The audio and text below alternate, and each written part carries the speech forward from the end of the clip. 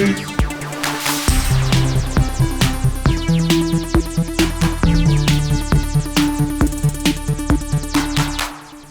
up, Sifters? Welcome to GameFace, episode 399. We are one episode away from a huge milestone, episode 400. We'll talk about that a little bit here in a second. But first, I want to introduce you to the awesome Matt Keil. What's up, Matt? How are you, man? All right. How's your week been? Okay. Yeah? Do anything fun? No. No?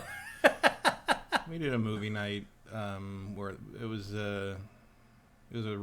part one of a rewatch of Rings of Power season 1 in preparation for season 2. When does season 2 launch? End of the month, I think. Oh, really? Oh, it's coming up quick. It's soon. It's soonish. I didn't realize that. Or maybe actually. it's later in the. I don't remember. I don't care. I don't. Oh, really? No. I thought the show was fine. I limped to the finish line in season 1. I didn't. You know, it's fine. It's fine. I don't know. I was impressed with the production values. Yeah, production value is good. I think everybody in it's pretty good. Mm-hmm. I think the Harfoot stuff stops everything completely dead. Mm-hmm. Like, just nothing. Like, it's another one. You know, I complain about it all the time, but it's like, there's two ways to do episodic television, like long form storytelling in television, and one is to advance the overarching story every episode, but also have that episode tell a contained story about the characters in it. Mm-hmm. And there is make an 8-hour movie, and I much prefer the tell a full story in each episode. And the X-Files, Buffy the Vampire Slayer, Babylon 5 approach, as opposed to the Netflix approach, was like, we just made an 8-hour movie, which means the second act, which by definition in any story is kind of dull. Like, you know, the second act tends to be just things get bad and complications continue and nothing's really satisfying, because that's what the third act is for. The second act in something like that lasts like 3 hours. And I don't know who like there's whole episodes of shows that, including Rings of Power, that are just an hour of middle act. And it's just like, who? That's nothing. It's nothing. There's no move. It's just there. I just saw one of the actors on Stranger Things. They were talking to him about the next season. And he said, they're like, why does it take so long to make episodes of this? Like, you guys are like adults now or whatever. And he's like, because we're making like 13 movies. Yeah, it's ridiculous. And it's like, I don't want to watch that. I don't understand. But you're right about how the ebb and flow of a story typically works. Like, the way that they're making these shows, it's like everything's like standalone. Everyone should go watch Babylon 5 to see how it's done. Like, that is how you do it. And like, early on, it's actually not very good, but because it feels like a high school production of a Star Trek fan fiction. Like, it was very cheap, even for the time. But after they get about 2/3 of the way through season 1, and then after the first, there's one particular episode in season 2 where you're like, because early on they're just like, everything's kind of an hour-long Star Trek episode. It's like, they solve this about these diplomatic people, and they all have a meeting group, because like it's like a you know, like a neutral station where everyone can work out their differences. And you're like, oh, like a crisis comes up and they solve it by the end of the show. And then like after a while, like there's this other stuff in the background. It keeps bubbling up, and you're like, oh, that's still happening. And then all of it comes to a head at the end of that episode, which is about, I'd say, halfway through season 2. You're like, they're not going to solve this. And then the next episode, nothing's ever going to be the same again in this show. Oh wow. And like, it just continues from there. No, the best shows do work that way. And then the last season sucks because... Oh, really? Well, it was supposed to be a 5-year show, and they thought it was going to get they had been told, basically, they were being canceled in season 4. So they crammed 2 years worth of story into one season 4. Season 4 is amazing. Killer. Season 4 is one of the best seasons of television ever made. Wow. And then it was so popular because it was so good, and word of mouth spread. Bring it back for another one. Like, the network's like, yeah, let's do another season, and Straczynski and the others were like, oh, fuck. So then they had to come up with, like, a new... Everything. And then short notice doesn't work. They lost one of the key actors, and there was this... It didn't really... So there's this weird thing where he always had the final episode of the show planned. He always knew what the final episode was going to be. I mean, he had a plan for the whole thing. Right. So they shot the final episode, and then they realized, like, oh, we can't run that at the end of season 4 because we have another season. So they shot another ending for season 4 and saved that last episode of the series that they'd already shot for the end of season 5. Wow. So what you should do when you watch Babylon 5, my recommendation, is watch all the way up until the second to last episode of season 4, skip the last episode of season 4, and go straight to the final episode of the series. Oh, okay. That's Babylon 5. Anyway, Rings of Power does the other thing, which I don't find very interesting. A lot of these streaming network shows most of them do that. Most of the streaming shows are really long movies, which is a dumb way to do it, I think. And really expensive, let's be honest. Well, also because, like, you know, as more and more stuff comes out about internally from Netflix, they're like, oh, they don't want their stuff to be all that engaging. They want it to be stuff that's on while you do the laundry, especially their original movies. That seems to be one of their big things. Like there's been a couple people who have been working on these movies and these shows that have been literally said they've been told by Netflix,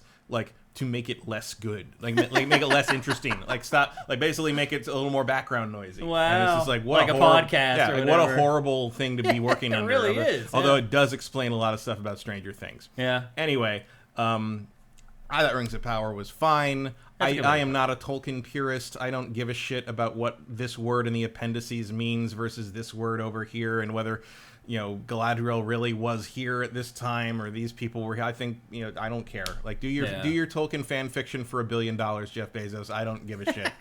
It's all still there. If I can live through Alien 3, I can live through anything.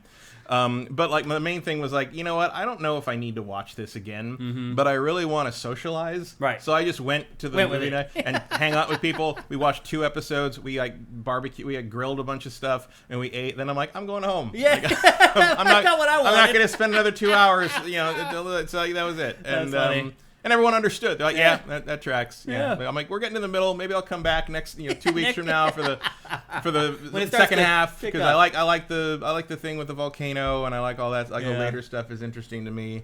Yeah, it's weird. And then I seeing it again, I know where it's going. I keep watching it and being like, wait a minute, that doesn't make any sense. Like, really, the only really pristine, great thing in that series to me is I like Galadriel. I like Galadriel being portrayed as Tolkien said, she was one of the 3 strongest beings in Middle Earth. Yeah, like I think people forgot that. Yeah, she is absolutely that badass. Yeah. But I love the Elrond Durin bromance. That is one of the best. Like, I would watch a sitcom that is just Elrond and that dwarf family like getting into shit every week. Like, I would 100% watch that show. That's funny. I saw that Black Mirror almost has another season already. Yeah. And he's saying like it's going back to OG Black Mirror, but I didn't. What does that mean? I don't know. I thought they were fine. No, I mean I haven't seen all of them. But like they've I mean the idea is just like technology is going to kill us all. Pretty much. I mean that's the concept, and it stayed with that concept. I'm not sure what. And I understand they've gone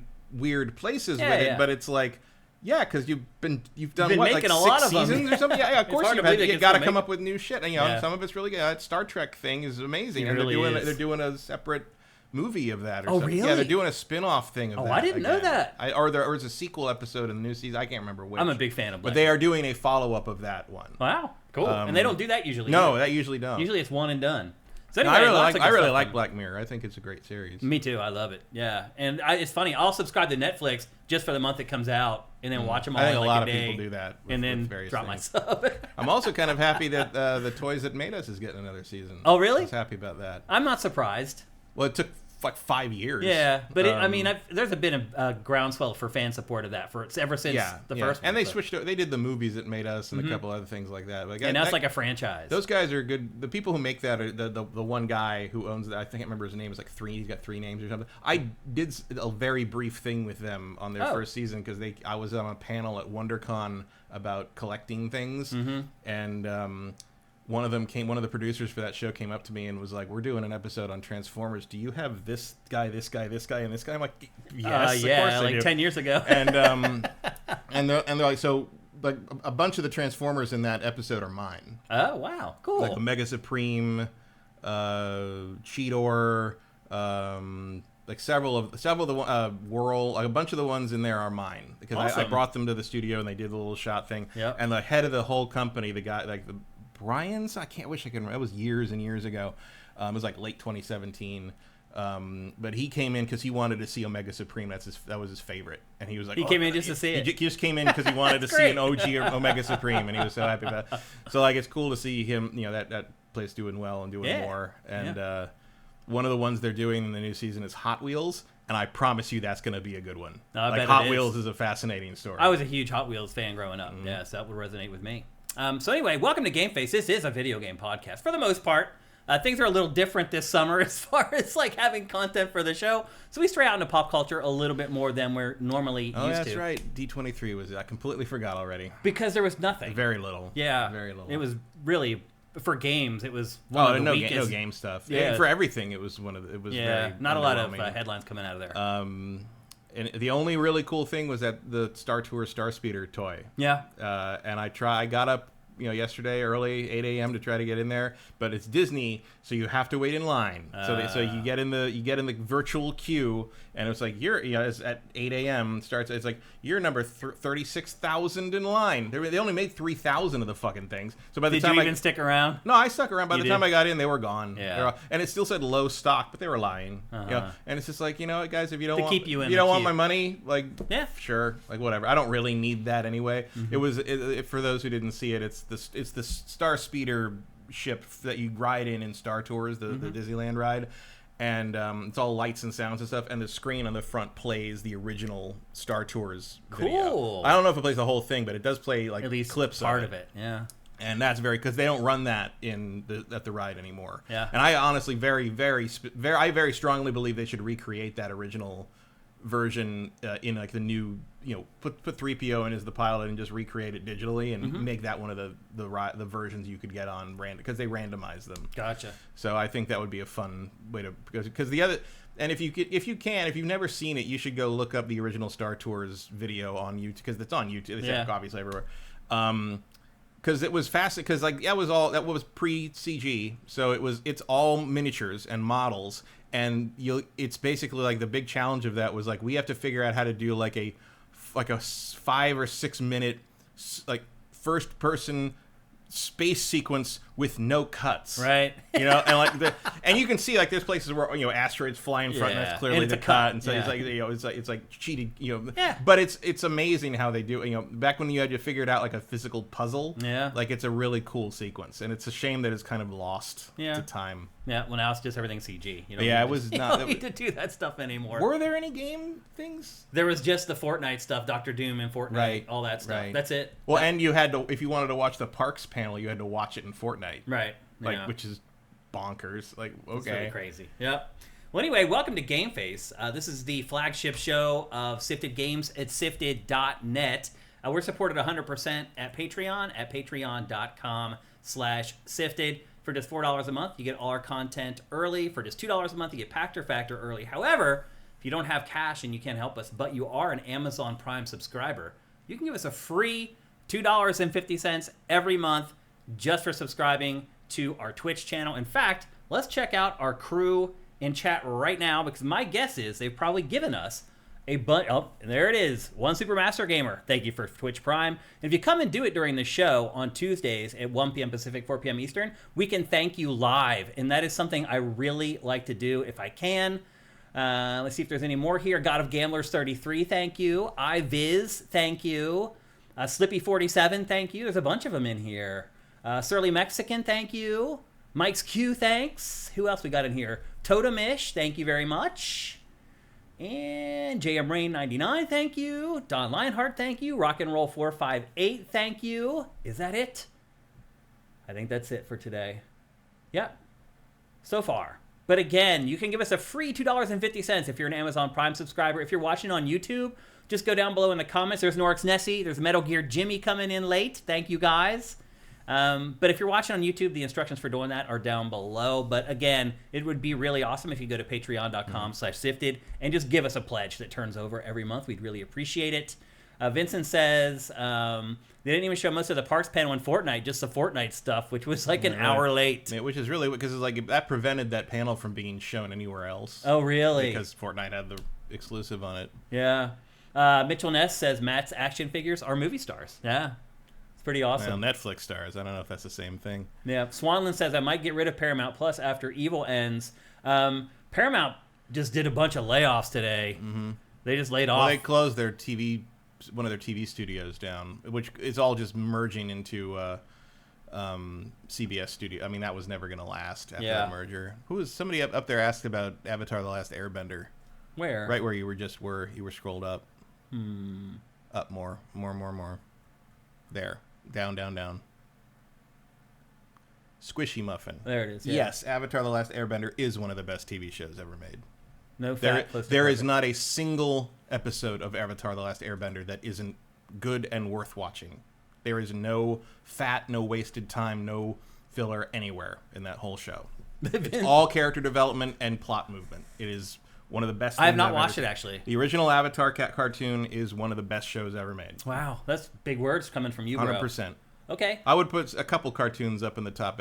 BoJack Horseman is one of my top 3 shows of all time. You recommended that to me, and I loved it. Yeah, it's amazing. It really is.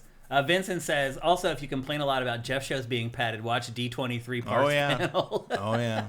Well, then, like, the weird thing is the most important announcement of D23 Parks-wise for me was, because this is where we live, was that they are doubling the size of Avengers Campus. They're opening some of those doors, and they're adding not just the King Thanos ride, whenever the hell that's gonna. I mean, it's been in development for what? They announced it in 2022. Yeah, I was gonna say a couple years already. It should be. I think it should be opening in probably 2026, but along with its expansion to the world, to the land. Because they had a life-size King Thanos standee on the floor, and they had the ride vehicle. So they're showing something. And then they're also adding an Iron Man flight ride in there with these weird, like, it looks like... Is it a dangling coaster? No, it's like, in Harry Potter, like that ride where you get in the little, like, floaty seat things, and they swing you around in front of the spray water in your face. Right. It looks like that, but it doesn't look like it moves. It looks like it's just moving past different screens, like around, kind of off of like a stalk. Those things make me sick sometimes. Yeah, they can. Well, especially like the Harry Potter one. When it first opened, was in 3D, and it was too much. Yeah. Like everybody, it's no longer in 3D. Everybody's walking out holding their stuff. Right. Well, because it's like you're on this motion thing, and it's swinging you around, and swinging you upside down, and you're looking at screens and this weird, like, dome thing, and then on 3D on top of that, like, I don't get sick during rides, but like that might do it for me. Yeah. Like, when I've been on that ride, I've pictured that, and I'm just like, oh no. I can ride roller coasters all day and never get sick. Yeah. But put a VR helmet on me, 10 minutes later, I'm done. Well, one time we got stuck in the little bubble things where the video plays in the Harry Potter ride. We got stuck in one of them. When there was no video, it was just audio, and it was we're stuck there for like a minute and a half, and there was a point where you're just staring at white, and I'm like, my eyes are starting to like hallucinate shit. Like, we gotta move. Like my brain is starting to turn into like there's like some fucking thing out of the Jaunt here. It's like we gotta go longer than you think, Dad. Let's go. That's funny. By the way, guys, if you ever want to ask us questions in this show, always go at SIFTD Games, because it highlights it and it's easy for us to pick it out of the chat. We got a couple more Twitch Primes. MDT Monahan, thank you. A Million Miles Away, thank you. Everyone's shaming me now for not watching The Last Airbender. I will do it. And it is kind of something I should have watched by now. I get it. And it goes fast. Yeah. It goes fast. Yep. And then MiceQ says, Matt, I could do without the Great Divide episode, but it is still decent. The Great Divide is as close as it comes to wasting your time. Yeah. But it's still, again, by that point, even in the show, you're already at the point where you just enjoy spending time with these characters. So it's not that bad. Yeah. But yeah, that is the closest it comes to being like, why is this episode in the series? Yeah. Almost everything else is amazing. Okay. Just one thing before we get going with our housekeeping for today's episode. Next week's episode is episode 400. There is going to be a pretty drastic change, certainly in the look of GameFace. Kind of what we've done is we've had this set up now for, how long has this been? 5 months, maybe? Have we had this set up that long? Maybe not even. I don't know. But it was kind of like trying to figure out how we wanted to work with the space, the camera angles, graphics, things like that. And I've kind of got all that stuff sorted out now, so we're kind of trying to transform GameFace into its final form here. The moth is about to break out of the chrysalis and show its wings. So we've been experimenting with some stuff here for the last few months, and the show that launches next week will be kind of, I want to say, the final ever form of GameFace, but it'll be the form of GameFace that's going to endure for a while going forward. So look forward to that. Again, that's episode 400. It's hard to believe, Matt. 400 episodes. But then I look at some of IGN's podcasts, and they're at episode like 900 or whatever. Yeah, but they've been going for like since the podcast started. Right. But it is still crazy how many episodes they've done of like Beyond and some of their other shows. But we're about to hit 400 here, and that is they're also on what iteration of the cast, the right? hosts? Yeah, yeah. Well, because a lot of the people who hosted those podcasts went on to go to Kind of Funny. Yeah, but we've been the same since like episode 15. Yep, 15. Yeah, absolutely. So a huge milestone for us here at GameSpace. And honestly, none of this happens if it weren't for you guys. The people who are watching on Twitch, the people who give us Twitch Prime, obviously our patrons. You just saw the scroll a little while ago, and in fact, I'm just going to run it again as a thank you. The people down below here that you're seeing right now, these are really the people that love GameFace. They're the ones who are really keeping the lights on. They're pledging at $30 or more per month to make sure GameFace keeps happening. If you really love the show and you're thinking about pledging, that would be an awesome thing if you could pledge at that higher tier at our Give Me Credit Patreon tier. But we appreciate everybody, even if you're just pledging $1 just because, like, we appreciate you guys too. Like, all of it adds up to make a difference. SIFTD is coming up on next year. It will be its 10th anniversary. I'm sure you guys are sitting there right now saying, dude, has it been 10 years? It's hard to believe. Until I look at video of, like, episode 1 of GameFace and then look at me in episode 400. I'm like, okay, it's been 10 years. But it doesn't feel like it really has gone by in the wink of an eye. And I think, Matt, it's just because, like, if you work really hard and you're just into something, like, time just whips, man. And it's been like this for 9 years straight of me just hustling. And I never have time to get a breath. And I think in some ways that's kind of good. Like, it just makes the time just keep going by. And so anyway, here we are, about to do episode 400.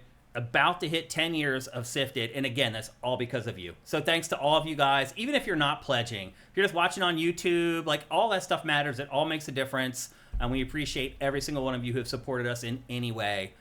Thank you guys. You are awesome. I love our sifters. So anyway, big episode coming up next week. Look for that. Hopefully there'll be some big games in next week's episode. This one we have 2 reviews and a preview. Is that right? 2 reviews and a preview? Yeah. Later on in the show. But we also have, luckily, here's the good thing that's been working out for us, Matt, is the weeks that we don't have a lot of games, just tons of news. And again, this week, I cut a bunch of stuff that probably normally would have been in an episode of GameFace because there was that much news this week. So we have a great housekeeping segment for you. And then at the end of the show, we have 3 reviews. Also today, we have a brand new sponsor for GameFace. We just got a new sponsor, which is really exciting. Look for that a little bit later on in the show as well. But until then, let's get on with our housekeeping. We're going to kick things off with a big announcement that happened yesterday. And Matt, it wasn't the biggest surprise for me in that announcement wasn't that the games were announced. It's that how long had it been since a game based on this property had released. And we learned yesterday that there are 2 new Halloween games based on the Halloween movie franchise in development. One is like a bigger budget. My guess is it's going to be like an asymmetrical multiplayer game. Mm-hmm. And the other one is like a 2D side-scroller set in the Halloween universe. Matt, we have not had a Halloween game since the Atari 2600. Isn't that hard to believe? Not really, really? To me, because it's just a guy. Yeah, a dude with a mask. Yeah, it's just... I mean, that's all Friday the 13th is, though. Yeah, but Jason's kind of magic. More iconic, yeah. Yeah, like, I know, like, Michael Myers pulls some weird shit, but, like, Jason is like a demon. Of some kind, you know, like, he can be, depending... And he's got an iconic look. You know, he's got the hockey mask. He's the... You know, he's the slasher movie killer, you know? Yeah. And Halloween's the original, but it's like... It's a guy in a fucked up Captain Kirk mask, and it's just sort of, you know, like, you know, credit where credit is due that, like, you know, Carpenter basically created this subgenre single-handedly with that movie. Yeah. But like is a compelling game set? Not really. I mean, it's just going to be another Dead by Daylight. Look at the games that we used to play, Matt. I mean, I never played this. I played it. I played it after it came a while after it came out, though. I didn't play it when I think it came out. Like, you showed me this, I would never in a million years know that this is supposed to be Halloween. I mean, that's the Atari 2600. Other than maybe the pumpkins up top. Maybe, but you show me a Star Wars game and I'll know what it is. Yeah. Or a lot of the, you know, a lot of them are surprisingly evocative, depending on how. That's a good word to use, evocative. You have to use your imagination with a lot of these games to try to figure out what the hell's going on. But Matt, look at those character models. Holy crap, man. They're amazing. And here comes Michael. And he doesn't wear a mask in this. At least they weren't able to make it look like he wore a mask. I mean, I think they're trying to, but like you could have put some black hair on it or something. I don't know. Swanland says his favorite Halloween film is Halloween 3: Season of the Witch. That's the one with Silver Shamrock. Yeah. Which was the one that everybody was devastated by and was so disappointed by. They tried to pivot the series into more of an anthology thing. Season of the Witch is not a bad movie in and of itself. It's just sort of like a weird way to take Halloween. Like, I understand what they're doing because, like, again, they lost John Carpenter, and they're sort of like, you know, because he won't keep doing. I'm not going to quit running this B-roll, by the way. And like he doesn't keep running. And like, you know, there's only so much mileage you can pull out of this, you know, Michael Myers thing, or so they thought at the time. They did not know how we could run things into the ground yet. So yeah, pivoting to that made some sense. It just wasn't, you know, if you're going to see a bunch of teeny bopper slasher killers, then it was just like this weird story about mind controlling Halloween masks. You're like, what the hell is this? There's only like one gory scene in the whole movie. Yeah, barely anything. When the kid gets his brain rotted and all the bugs crawls out of the mask. I'll never forget that song though. Oh no! 5 days left to Halloween, Silver Shamrock. Yeah, it's forever embedded in my brain. It's a jam. But I hated that movie when it came out. Honestly, I was like, "What the f is this?" I felt like I was cheated when I went to the theater. I mean, I was like a little kid or whatever. My parents probably shouldn't have let me go to it, but they did. And me and my friends, we were little gore hounds, and we went to that thing. We were like, "What the hell is this, man?" Like, yeah, there's a renaissance on that movie. Like, there's a lot of merchandise now. And, like, you buy silver, like the buckets and the masks are around. Like, there's a lot of Silver Shamrock merchandise you can get. So yeah, the people who like that movie I think have been vindicated in the end. Interesting. I have not watched it in probably 30 years. I'd be very surprised if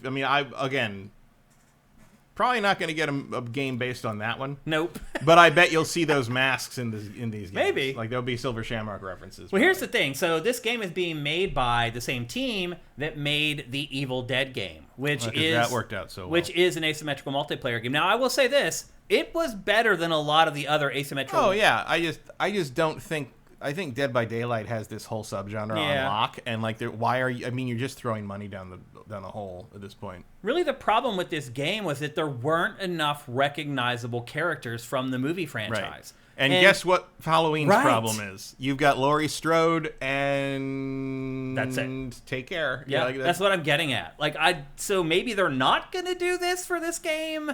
I think they are, though. Probably. I mean, I just feel like it would be better for everyone involved to just put Michael Myers in Dead by Daylight and call it a day. Like, or make like a single-player Halloween game, maybe where you play as Michael Myers and you're the killer. Like, there needs to be more games like that where you play as the bad guy. More of a manhunt kind of thing. Mm-hmm.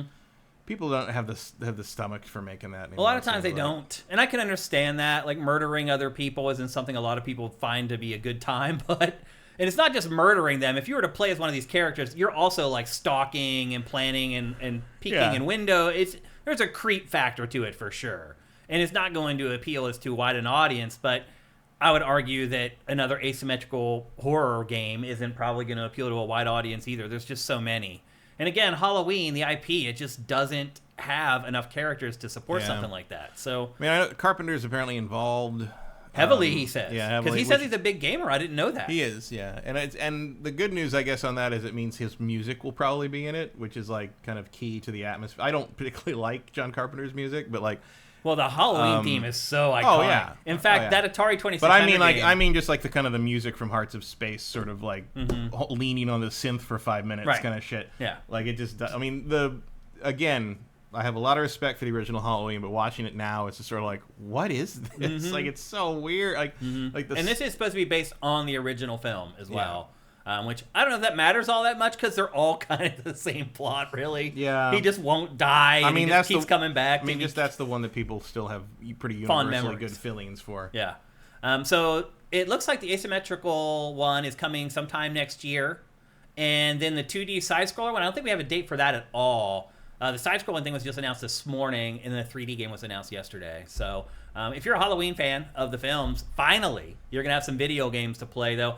To your point, Matt, I wonder. Guess he is in Dead by Daylight, so I don't even know what they're doing Michael Myers is already in Dead by Daylight? Yeah, and Laurie. You can't keep up with it anymore. And the town. Oh, really? There's a map, I guess. That's what Pharaoh Doll says. There you go. So I don't know. I don't know what the point of this is. It's like I said last week and the week before. There are so many crossovers now. I can't even keep track of them all. I can't even keep track of just the crossovers in Fortnite anymore. This just don't understand the purpose of this. It's like, it's like, why are you making an Aliens Fireteam 2? Like, what do you think is going to happen? Yeah. I mean, I think people probably they just looked across the horrorscape and were like, hey, what popular horror movies have we not made games about in a really long time that we can probably get a license fairly cheap for? Here's Halloween. I guess. It's just, that doesn't mean it's a good idea. No, I'm not saying it is. I will obviously play it. I'm a big horror head. I love horror films. I love Halloween, honestly. Well, the first couple anyway. And then a smattering of the other ones. Like, the last two have been abysmal. Yeah, and then, like, the third one that, like, kind of rebooted the series was okay. Yeah, I don't... Like, they're in, like, they just finished a trilogy again. The last one I very specifically remember is The Curse of Michael Myers, which I watched in college. So that's how long it's been since I cared about anything that happened in a Halloween movie. I think a lot of people would probably agree with you. Yeah. Because, again, it just really is the same thing. He won't die. Yeah. He's not dead now. He's still not dead. The shape. It's like, what? Yeah. He's shaped like a dude. I don't know what you... Okay. I don't get it. Yeah. Like, I don't either. But I am... Halloween... Was it Halloween 4 or 5? Can't remember which one. Probably 5. I think it's 5 has my favorite line in any slasher movie ever, which is where they go to Loomis, Detective Loomis, because they need help because they realize what's happening. Again. And Loomis says, I prayed that he would burn in hell, but in my heart I knew that hell would not have him. Yeah, I remember that awesome. line. That was the end of the trailer for that is the best line in that whole series and probably any horror series. And please do not think that movie, Halloween 4 or 5, whichever one it is, that movie is as good as that line, because it isn't. I'm trying to remember if it was... Just think about the thing, the phenomenon, the single-handed trope creation that happened when John Carpenter decided that when he looked down off that balcony that Michael Myers should not be there. Right. Like... Think about the ripples effect through culture that one choice made. Yeah. Because it wasn't just that franchise. Everything. Yeah. All of a sudden, it didn't fucking matter. Like, he could just be... He's gone. Like, you don't know. I can't remember if it's the last Texas Chainsaw movie or the last Halloween movie where they throw him into his body into a car compactor at the end. And he literally, it's the goriest scene in the movie. He just literally just gets ground up by this thing that grinds up cars. And it felt like they're like, okay, that's it. Like, now there's no way he can come back. No, but he'll come back. You can't kill evil. His little pieces will start crawling together again, and he'll slowly reform and come out of the junkyard. Anyway. All that because he saw his sister having sex. Right. That is what started the whole thing. I think Batman's obsessive. That's great. Mitchell Ness says, Hitman should do a DLC where you need to take out some trust fund babies in a log cabin. Yeah. And make it look like a series. Yeah, that would be in character for that series. Swanlin is saying my story about the car compactor was from the last Halloween. Yeah. The last Texas Chainsaw Massacre was not very good, but there was some really crazy scenes in there. Like, there's one scene where he gets on a bus and nobody can escape the bus. Yeah. And he's just there at the chainsaw, and, like, you're just like, oh my God, the terror of realizing you're trapped in a freaking bus and you can't get out, and there's a dude by the door with a freaking chainsaw. Like, there's although most buses have the windows or escape exits. Yeah, for kids, so kids can get out. But this was like a tour bus for like a rock band type bus, like, and there was no getting out. Like, that was one good scene, but like that's what horror movies have become for me, Matt. They're not good movies anymore. It's like, are there any good scenes in the movie now? Like, I just feel like horror in general has just really fallen off the map since like the 80s, but... Anyway, there is new Halloween games coming, and they're pretty much coming to every platform. You kind of need that, particularly if the one ends up being an asymmetrical multiplayer. You need that critical mass of players to make sure that no matter what platform you're on, you have players coming into all the matches. So, anyway, something to keep an eye on. Yeah, you got to have more than just a couple good scenes to get me to waste an hour to 2 hours of my finite lifespan on your movie. Yeah. Speaking of which... Yep, nice segue. So I said, I think it was last week, I'm like, I can't really tell if like this movie's going to be one of the worst movies ever, or if it might be okay. Like, I could not sniff it out based on the trailers and the clips. I was pretty sure. You were pretty sure? And as it turns out, you were right, because it is abysmal, and the Borderlands movie completely flopped this week. It did $16.5 million worldwide. Holy. That's a pretty definitive statement. I mean, that it's probably going to be the biggest flop of the year. Yep. For films. And in a year with Madam Web. Right. Yeah, that's pretty impressive. Yeah, so they made $16 million. What was it? Only like 10% of the budget. Yeah, it's something like it costs like 160, 180 million. And do you think they'll ever get it back after it's streamed and everything? Not a chance in hell. Yeah, this is going to be one of the biggest losers ever. Is one of it's in the running for biggest money loser of all time. Yeah. Did you go see it by any chance? No, of Did course you not. talk to anybody who went to see it? I don't know anyone who's seen it. Yeah. Which is a rarity. Like even I knew 3 people that went to see Madam Web opening night. And I will say this: people are saying this is worse than Madam Web because it got a lower Rotten Tomatoes. It's got like 4 or 6% or something, and Madam Web had like 11. Wait, did you say this movie has 6% on Rotten Tomatoes? So it had 0% for most of 2 days, and then one positive review showed up, so it had 4%. Oh my god! It's the lowest Rotten Tomato score in a long time. Wow! How bad does it have to be to? Apparently, it's just one of the just incredibly nothing. I mean, I did notice that like there was continuity issues in some of the trailers. Well, I said there's one of the shots in the trailer, and apparently it's the same in the final film where they open the hatch. You can see a crew guy pull the hatch open from the back of the hatch. Like you can paint that out. It's entirely possible to do that if you're motivated to do it. But like. But if you knew the film was I don't trash, know. But at the same, I mean, I haven't seen this, so I don't know. But Madam Web, one of the reasons Madam Web is bad is it is ineptly made. Mm-hmm. It is. There are technical issues in that I don't understand how they like. The ADR is maybe the worst dubbing I've ever seen in a major studio film. In that movie, wow. There's a thing near the end of Act 2. Where the main character Madam Web goes to Peru to find something. And I'm pretty sure her trip to Peru was entirely added in post using ADR dubs over like the villain and stuff. And like, because I don't think that was in the original story when they shot it, but they couldn't get everybody back to reshoot anything because everyone's schedule was busy and no one's going to make time for no one's going to prioritize it. Yeah. No. So you think Henry Cavill refusing to shave his mustache for Justice League reshoots is bad? Here you go. These people won't even show up.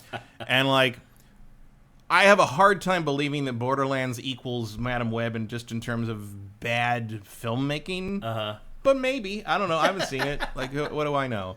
Hey, has anyone in chat seen it? Did any of you guys go to see it? Ferrodol says it's now at 9%, audience 51%. Wow, that's a huge disparity. Some people will vote positive on the audience thing just because critics don't like it. Just to be contrarian. Pretty much. Did any of you guys go see it? It doesn't look like it. Nobody in here is.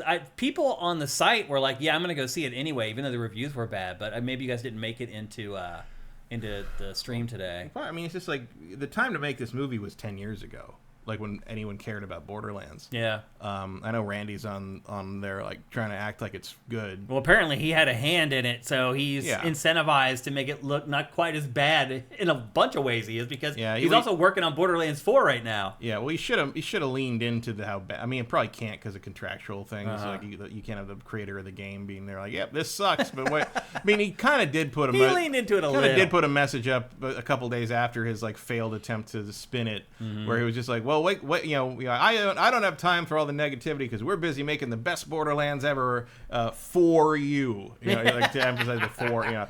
And I'm like, okay, fine, whatever. Like, well, Take-Two CEO was begging people not to like hate on it before they went to see it. He's like, a lot of people worked really hard on that. It's like a lot of people work really hard on a, lot of things that fail, bro. That stuff always reminds me of this is a long time ago in a galaxy far, far away, but. I went to the midnight launch of Windows 95 with my friend who wanted. I wasn't a Windows person, but my friend was a giant Windows gamer guy. That's hilarious. So he's like, we were literally at a party. We were at a party with like a bunch of our friends, and he's like, come with me to CompUSA. I'm going to the midnight launch to get Windows 95. We'll like install it, like an all nighter. I'm just like, and I was like, all right. I was like, what, 19? Yeah, what else am I was like, do? cool, let's do that. Yeah. So we went to CompUSA in like Daly City in the middle of the night. And we're looking. It was it was like, so he gets his copy of Windows 95 and like a couple. They had like a couple of games that were like only ran on 95 or whatever. And so we're waiting in line. The line's huge. Waiting in all this line, and I have all these kiosks for like demos of things, like different software things, not just games, but just all the way down the line. And we're stuck in waiting. And this guy's sitting there demoing this game that maybe some people remember called Battle Beasts. or something like that. It's a 2D fighter. It's a 2D fighter of all these robotic cyborg animals, like anthropomorphic, and like there's like dogs with like they shoot like metal extendo limbs and like little things. The dogs do? Yeah, they're like cartoon animals that are like cyber enhanced basically. They're almost like normal animals in like Gundam suits. It almost looks like. Battle Beasts, like something like maybe that's not Battle. I think that's a toy line. But it's like a 2D fighting game with beasts in the name. Animals, yeah. And everything was close enough to play. And my friend's like, you should play it. You're the fighting game guy. I played it a little bit with a keyboard. Like that.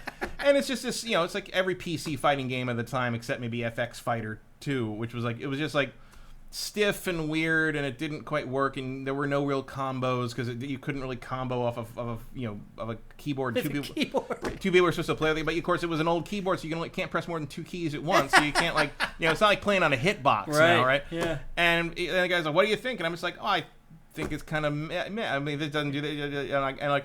And at the end was of he my devastated? No, at the end of my little rant, you know how I talk about these things. It was like, it's not this, it doesn't do this, it didn't really have this. I think this is better than that, and the 3D stuff is more impressive. The FX Fighter is more impressive in terms of because they were demoing like a 3D fighter. It might have been FX Fighter. I can't remember. Yeah. And then after my kind of like explanation, the guy goes, "Okay, do you do any kind of like animation?" And I'm like, "No, I don't do it." He's like, "Well, then I don't think you really understand how difficult it is to do and how much work goes into." And everyone around us just goes, "Boo!" And my friend goes, "It doesn't matter how hard someone worked if it sucks. Yeah. Like that doesn't change that. Like you can't just like say like, oh, someone worked really hard on this. You have to like it. That doesn't make any sense. What kind of PR guy are you?" Yeah. And like everyone, even people we didn't know, we're just like, "Shut up, dude. Come on. You can't. That's not a real reason. We're not buying that shit." Yeah. And like he just sort of shut up, and like everyone was just like quiet and kind of snickering at him as until our line moved past him. So I will always remember that game for that, where the guy tried to act like you shouldn't. And it's like, you asked me. Right. Like, it's not like I just like looked at the game and was like, your game sucks. Why are you showing me a stupid game? He had me play it and then asked what I thought, and I told him, and he told me that I shouldn't think that because someone worked really hard on this. I'm just like, I'm sorry. Movies are really hard to make. Even the worst movie you've ever seen took an army of people, a ton of work, and a lot of blood, sweat, and tears to make. And that still doesn't mean you gotta like it. That's right. Yep. Yeah, so anyway, Borderlands flopped. It really, I think there's you get a couple good video game movies. Jam Rain says it's Battle Beast. Okay. No S. Battle Beast is the game. Stolty69, thank you for Twitch Prime. Go look up footage of Battle Beast, and I'm pretty sure you'll see what I mean. Yeah. I mean, I believe you 1,000,000,000%. But it is funny. It's like you get a couple good gaming TV shows and gaming films, you start to assume, like, well, maybe now they're all going to be good. Nope. Like, they can still go right back to being with the way they were for decades, which is abysmal. Very project by project. Yeah. And, I mean, let's face it. It's like you can't make The Last of Us and be like, oh, well, now that this is great, that Borderlands movie will obviously also be great. Yeah. And the funny thing is, Borderlands is written by the guy who did Last of Us. Really? That's Craig Mazin. The guy who wrote Chernobyl and Last of Us is the screenwriter for. He's using a pseudonym. He must have spent a week on it. No, or something. Here's the thing. That dude is probably the best showrunner in TV right now. Like between Chernobyl and Last of Us and whatever else he's gonna do, that dude makes amazing television. But go look him up on IMDb. And look up his screenwriting credits for movies. And they're awful. Scary Movie 3, yeah. Scary Movie 4, Superhero Movie, Rocket Man, not the Elton John one, the screwball comedy one. Like, his track record on actual movies is abysmal. Wow. But somehow. And the rumor was that he wrote an amazing script for Borderlands, and then Eli Roth screwed it up. Which, again, not that hard to believe if you've seen Eli Roth's stuff. Yep. But looking at the track record of other stuff that Mazin wrote, I don't really buy. I think there's room for. I think this was a Voltron situation. Like everybody powers combined to make Captain Planet on this one. In terms of if Captain Planet was a terrible movie. Yeah. So anyway, if you were thinking about going to see the Borderlands movie, I'm sure by now you figured out you probably should wait for it to go on video or just not worry about it at all.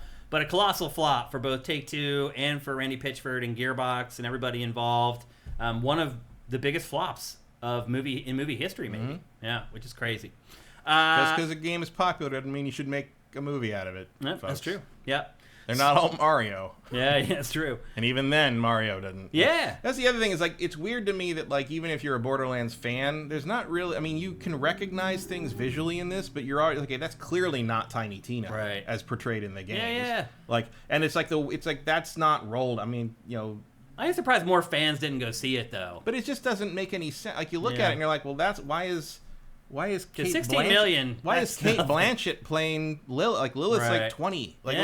Like, it doesn't look like it looks like a bunch of cosplayers showed up and happened to be Borderlands cosplayers, and they ended up in this weird movie. And there's just no... Someone on the site called it Cosplay the Movie. There's no verve to it. It's like the thing where they show in the trailer where they get swallowed by the worm and they shoot their way out the back. Like, that's just the beginning of Guardians of the Galaxy 2. Yeah. Except in that... the person who does that is Drax, and I care about Drax and like Drax, so I think that's a fun scene. Right. But in this is just a bunch of fucking cosplay. Like, you can't even tell who they are, cosplayers. who they're supposed to be. Yeah. So anyway, Borderlands movie, big flop. Definitely not a sequel coming. And if you're gonna jump around and you're gonna pull Tiny Tina in, you're gonna do all the... Why are you not using Handsome Jack? Yeah. Like, why don't you use the most compelling villain in the whole franchise? Yeah. As long The as one that everybody as long as knows. you're just doing a greatest hits compilation, Why not? pull him in. Yeah. Like do that. I don't at least get somebody. You know, it's like the last Fast and Furious was not a very good entry in the series, but Jason Momoa chewing the scenery the whole time as that main villain character's name. I can't even remember. I just call him Jason Momoa. It's just, as far as I'm concerned, that's just Jason Momoa showed up in a Fast and Furious movie, and that's literally playing himself as a bad guy. Right. But he's the best thing in that whole thing. Like, if you get a great villain performance, you can at least pull some asses in seats because you want to see this fun thing. Yeah. But they don't even have that. Wow. Okay, well, let's move on. Next, Games Industry did an excellent interview with one of the developers working on Assassin's Creed Shadows. Obviously, that game is rounding the corner, about to cross the finish line. Ubisoft, in that interview, shared that it has now worked on the game for 4 years. And it said that it feels that 4 years is the perfect amount of time to make a game like that game. Which, that seems like a long time to me, Matt. I mean, but it is kind of true. Considering the assets and everything in play, a big open world, yeah, that's about right. Yeah. I mean, Ubi is big enough that they could still make them every year. They just have all these different teams across the world working on in 4-year cycles, time them all out, and like you can still do that. But I don't think you should. I think every 2 years is a pretty good spacing for Assassin's Creed games. It should mainline be. games. Yeah. Because the other thing too about Assassin's Creed is that they're different every time. Yeah. It's not like you're going back to the Viking Age or you're going to go back to feudal Japan again. Like, they're one and done. And so it's easier to keep playing this franchise every other year, or even back in the day, almost year after year, versus other franchises where they're the same. Especially now that they've more or less abandoned the whole modern day. The Animus stuff, framing device. Desmond and all that. You can just Desmond's been dead for forever, but even what was her name, Layla? She wouldn't even show up in Mirage. Right. There was nothing. And if you just want to make this kind of weird historical fiction game every 2 years and different, great, do that. You don't really need the framing device anymore. I like the framing device. I like the Desmond story. I like where they were trying to go, but then they chickened out on it, and they lost what's her name? The woman who played Lucy, the actress, Kristen Bell. Her contract was up, and she didn't come back, so they had to get rid of her, and that all kind of fell apart. And they chickened out on this, because originally it was supposed to build to a modern day game. Yep. One of those games. That's what they said anyway. It's supposed to be a 2012 game where you were playing as Desmond, who'd learned all these assassins techniques from doing the Animus stuff, and you stopped the Templars' plan in the modern day, and was very clearly where that whole thing was heading. And then they chickened out and just chickened out. But fine, great. Yeah. And the Layla thing never really went anywhere. But that's so okay. Just give up on it and just do historical games with the Animus interface kind of in the background, as an excuse for why you're jumping here and there and why everything's a little weird, and call it a day. Yeah, and great. I think that's fine. But to your point, I do think the cadence should be worst case scenario every 3 years. It felt like Ubisoft was on that cadence for a while, and now it just can't seem to hit it anymore. The Ancient Trilogy came out at a good clip, but then they just stalled out with Valhalla. Because they just started making the games too big. Yeah, well, there was a point where I was reminded of There's an old Far Side where it's called God Makes the Snake, and he's like rolling the clay. He's like, oh, these things are a cinch. You know, I felt like that happened with Valhalla. We're like, oh, you can just keep adding, keep making the map bigger, keep adding more crap, and it's just like, okay, at a certain point, that's enough. That's enough. Yeah, that's. It's like, and the other, I mean, for me personally, it's sort of like the Viking theme is the least interesting of those three. I agree. And so, like, the fact that that's the one you went all in on for 3 years, it's like, oh my god, really? Like I finished that game, but I did not finish the Ragnarok DLC because I did not finish it. All the Norse god like side story stuff in that game was awful. It's the first one I didn't finish. Awful. It's the first Assassin's Creed I didn't finish. I can't even completely explain why I don't like that. But as soon as Eivor becomes Odin or whatever they call him, they don't call him Odin, they call him some other name because all the Norse gods have a bunch of names. Right. I just checked completely out. Yep. Like, just don't care. So that was a big deal, saying that it's taken them 4 years now to make Assassin's Creed, and that's how long they think it's going to continue to take to make Assassin's Creed games. But the bigger quote in there, at least in my opinion, was that Ubisoft said that this game has pushed the PlayStation 5 and Xbox Series X to the limit. He said that the work that they had to do to get this game to work and run the way it does on these consoles, he said that they have squeezed everything out of the hardware. I can kind of believe that. Are you okay with that? That if this is the pinnacle of this generation as far as visuals are concerned? I'll be honest, I have a 4090 and I don't really care. Yeah. But imagine you don't, and you're just a console player. I don't know, this looks good. Yeah. I mean, I don't really know how to answer that until I play this. I guess I would say, for me personally, I look at what I expected before we ever got to play the consoles and what we're getting now. Yeah, I mean, this is a different thing, though, because it's like, look, like, you know, you're part of this is the fact that you can see windows on the castle in the background that you can actually go to. Like, the LOD on this is pretty ridiculous. There's a size and scope to this that, like, you know, very specifically they are probably talking about, like, if you want to talk about a giant open world game where you can go do anything and there's both that macro level of detail and scope and scale, and you can knock over the apple cart and all the apples will roll around on the street and you can step on the alley. Like, yeah, I could see that being like kind of about as far as you're going to go without like tanking the frame rate in certain points and stuff. But then I bet if you did like a more concentrated like Hellblade style thing, you could get much better visual fidelity out of the characters and such. I think they're doing fine here in terms of like what the game they're making. I think this is absolutely, if you tell me this is as good as an open world like third person action game is going to look, I can pretty much accept that on the baseline hardware. Well, the other thing too is if you watch this, lighting's great. All the individual armor parts are moving separately. There's not a ton of like clipping, even with some the of the armor clips, some of it, but not a ton of it. Like, I mean, they still don't have the sword thing down. But even if you look at the, and I had to look at this clip a long time because of some stuff I wrote for somebody. Even the scabbards really don't clip through stuff much. No. Like, they did a really good job on this. Yeah. Even in places where they didn't have to, because we're pretty forgiving of at this things point. Like that. I mean, that's just happened forever, you know, like people's, you know, one of the things that bugged me absolutely to death through the whole Arkham series was that until Arkham Knight, I think, the little scallops on his gauntlets would clip through the cape when he was standing still, and that drives me crazy. You never see anything through the cape drives you crazy. Yeah.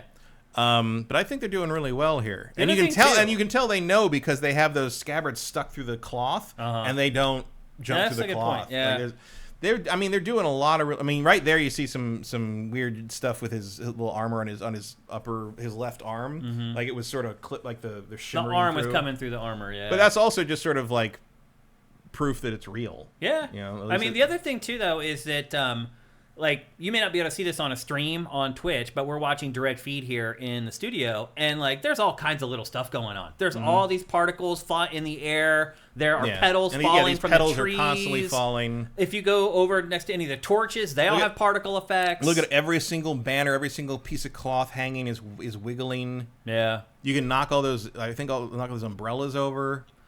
Like the trees or something. It's a really there's a lot happening. Oh, here. Absolutely. I just think that now that whether you think a lot of that is like smart expenditure of the hardware budget, that's the X factor. Matter of opinion. Yeah. But I mean, as far as you really start quantifying each scene in this game, I can totally see where this is probably the max for these consoles. I think the whole though isn't quite what I had hoped for. I guess it depends. I mean, again, it depends. Like, you're talking about this kind of game, right? An open world, and I think this is pretty damn good. Oh yeah, it looks amazing. And so I think maybe the statement they made is a little irresponsible in sense of maybe you should be and I haven't read the actual quote. Maybe they do, but it's like you should really be couching that in terms of this game for open world, for an open world Assassin's Creed game. This is about as far as we can push it. Yeah. That may not be true of like Last of Us 3 or. You know, if you were gonna make another Sly Bandicoot with the fucking Sly they Cooper should game, make a or Sly Bandicoot. Yeah, you know, that kind of thing. And there's a bunch of, you know, or a racing game. Maybe, you know, maybe Gran Turismo 8 doesn't have. Maybe that isn't the ceiling. Yeah. For that. Retro Modern Gamer asks, I wonder if the Series S is holding back the game design. It's possible. I think who is it? Somebody, I think Squishy Muffin is correct. Like they make the games for PS5 and PC, and then they later it certainly didn't hold back Baldur's Gate 3. No.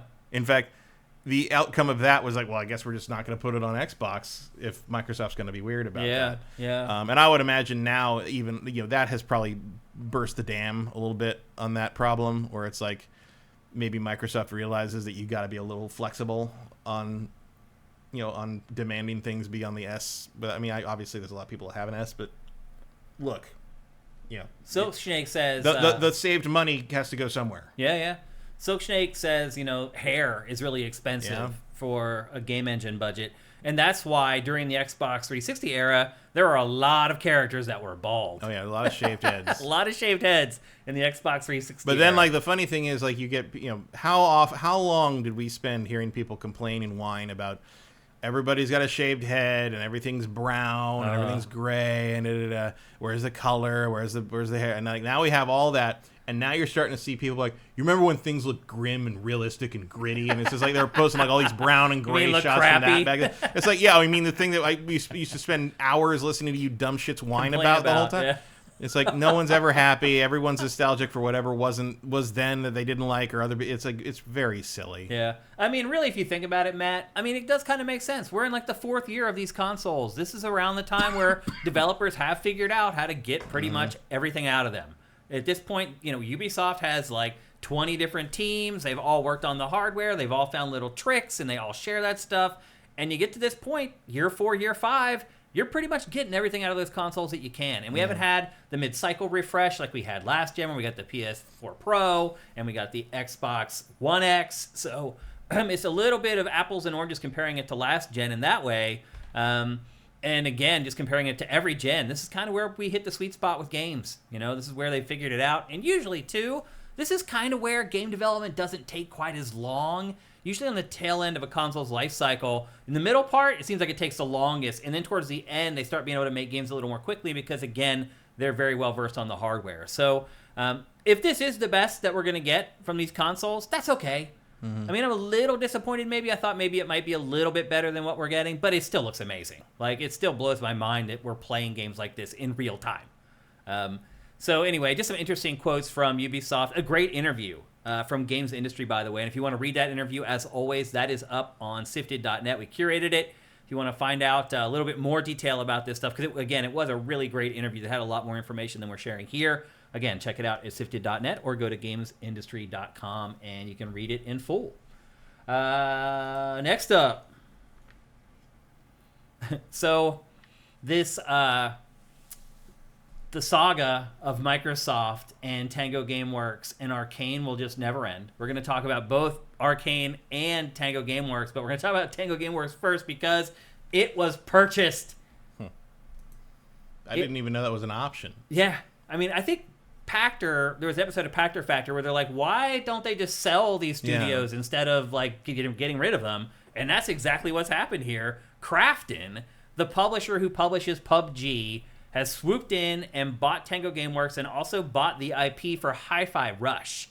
So my guess is a Hi-Fi Rush 2 is on the way. But Tango made a lot more than that. Like, what's going to happen with The Evil Within? Do they decide that they just don't want to buy that one? I don't know. But it's like after all the hand-wringing from the last couple of months over Tango Gameworks in Japan, we have a good solution here. We have a good resolution. Finally, some good news about layoffs and game studios being closed. Krafton swoops in. Now, here's the concern, Matt. Krafton is also the publisher that published the Callisto Protocol. And just last week, Glenn Schofield, my guess is his NDA ran out or something, but Glenn Schofield, who used to be the leader of that studio, said that Krafton forced them to release the Callisto Protocol before it was finished. And they knew it wasn't finished, and they knew that they were making them... Basically, they ended up chopping out a ton of content that wasn't quite complete out of the game. And he said that's why the plot and things like that felt disjointed, because they were just chopping stuff out instead of finding ways to transition between those things that they had built. I didn't notice that because I was too busy hating the combat. Right, yeah. I mean, there was tons of issues with the Callisto Protocol. I'm going to... My hot take on that is like maybe they forced it to come out because they realized that like this was not going to get any better as a game, and you might as well just fucking cut bait and get it out there and take the band-aid off. You know? I feel like that was Glenn's like lifetime project. Yeah, I think it was something that he had on his back burner for a long time. Found somebody who would help let him make it. Yeah, I don't really believe a lot of the stuff that guy says at face value. Yeah. And I just... Callisto Protocol sucked. Like I don't think more of it would have changed anything. Yeah. The combat system in that game is inherently bad. Yeah, it is. Like there wasn't anything that was, and so I don't know. I'm never gonna automatically side with a publisher or a studio or stuff over the developer. But in this case, if this was a situation where it's like they saw what this game was and it was just what it was just gonna be, and they're like, you know what, just put it out and let's get it over with. Yeah. Like I can understand that. Yeah. Too. The other thing too is that we'll see what they do with this. Like I think there's a lot of potential in this IP. You should be shopping this around to Netflix and various places to make a TV show out of it immediately, an animated series, and with the same quality of animation in the game. By the way, like that is why this works, is because everything is moving in concert. No pun intended, or maybe pun intended. I don't know. There's a lot you can do. There's a lot of potential here. This is the closest I think anyone has gotten to a spiritual successor to Jet Set Radio in forever. Yeah. And way better than that bomb rush cyberpunk bullshit. Yeah. Now, don't forget, this was Mikami's studio that he founded with Bethesda, and then Microsoft bought it, and reportedly, he was kind of forced out. He said he was a CEO for a very short period of time before Microsoft came in and was like, well, you're not really the leader anymore. And so he left, and as he was leaving, one of the last games the studio made while he was still kind of involved is Ghostwire Tokyo. But this was made by... Yeah, we didn't buy the IP for this one, huh? Yeah, apparently not. Or I couldn't tell if they didn't buy the IP for this in like Evil Within, or if just the only thing they were reporting on... Right. I'm a little confused too, honestly. Because Hi-Fi Rush was kind of the big thing people were upset about losing. Because it was the one that just came out. Some people had talked about it being a Game of the Year contender. Not to rehash the state of games journalism thing from last week again, but it's like, you really don't know if it's not in the articles because... those things weren't part of it, or if it wasn't in the articles because the people who wrote them didn't think to ask. Right. Or they're just incompetent at writing the story. Yeah. Or that they're just rewriting the press release and they didn't mention that in the press release for whatever reason. Yeah. But this game was made by the underlings at Tango, the people who were still there when it was purchased. So it seems like that might be a game you might want to bring along. Ghostwire? Yeah, I mean, it probably wouldn't have cost you anything. It wouldn't cost you anything, but what are you going to do with it? Like it was a bomb. Yeah, did it bomb? I never saw the sales for it. Actually, I've never heard anyone really talk about it again. Which is probably a bad sign. I mean, maybe it didn't bomb, but it's like it's not. They're not important. Yeah, no one's going to look at this and be like, "Oh, I want to play." Hi-Fi Rush is the most visually striking thing they have. Yeah, you look at Hi-Fi Rush and you can tell it's something different. It's also completely out of their wheelhouse. Oddly enough, that's they're typically made horror games or sci-fi games, things like that. The problem is they make horror games that look like every other horror game. No, you're right. And they were better at making Hi-Fi Rush looks like nothing. Yeah. So. But ultimately, this is good news. We got a good result at the end of all this. Now, Arcane, we'll talk about Arcane in a little bit, and the ending for them so far hasn't been quite as good, but I think this is about best case scenario you could hope for. Yeah, I mean, it saves the company and it gives them another chance. Yeah. And obviously they're very talented, so they could make something amazing. It may not even be Hi-Fi Rush 2. I know Microsoft's thing was like, oh, there's no leadership for it. We couldn't find you replace Mikami, basically. Well, we'll see. I mean, it feels like the guy who directed, I know he's listed in the credits on Hi-Fi Rush, but it's like, it feels like the guy who directed Hi-Fi Rush can probably lead just fine. Yeah. Because they made a pretty damn good game there. Absolutely. Yep. So anyway, again, the rare case where layoffs ended up working out okay. I mean, I guess they probably would prefer to stay under the Bethesda and Microsoft umbrella if they could, but but like a lot of the reasons you'd want to be under that umbrella is because it's safer, but obviously not. But apparently not.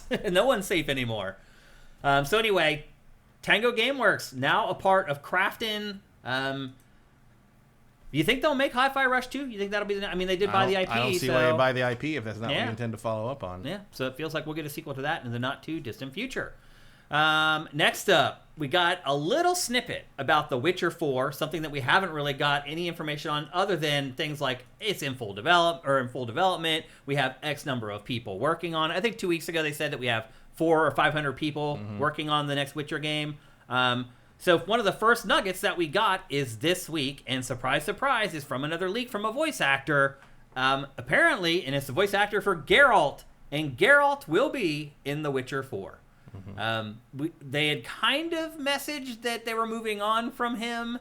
He's not obviously the main protagonist in the next Witcher game. I imagine he's in it, but he's not, like you said, he's not about him. Yeah. What if he's like your sidekick the whole time? You don't think so? I think he's probably going to be in like one section. Oh, really? Yeah. You just run into him or something. He'll be an integral assist in like some part of the story, or like there'll be a side quest series that involves him or something. He's not going to, like, there are people saying there's going to be like Yakuza, like a dragon, where it's like, you know, Kiryu's like your buddy for the whole game. I don't think that's what they're going to do here. I think Geralt has gone off to have his retirement or whatever it is, and I'm sure there'll be a thing where he's around and you need to do something with him for a bit, but that's about it. I think there'll be a little like Witcher fan cameo section, and that'll be that.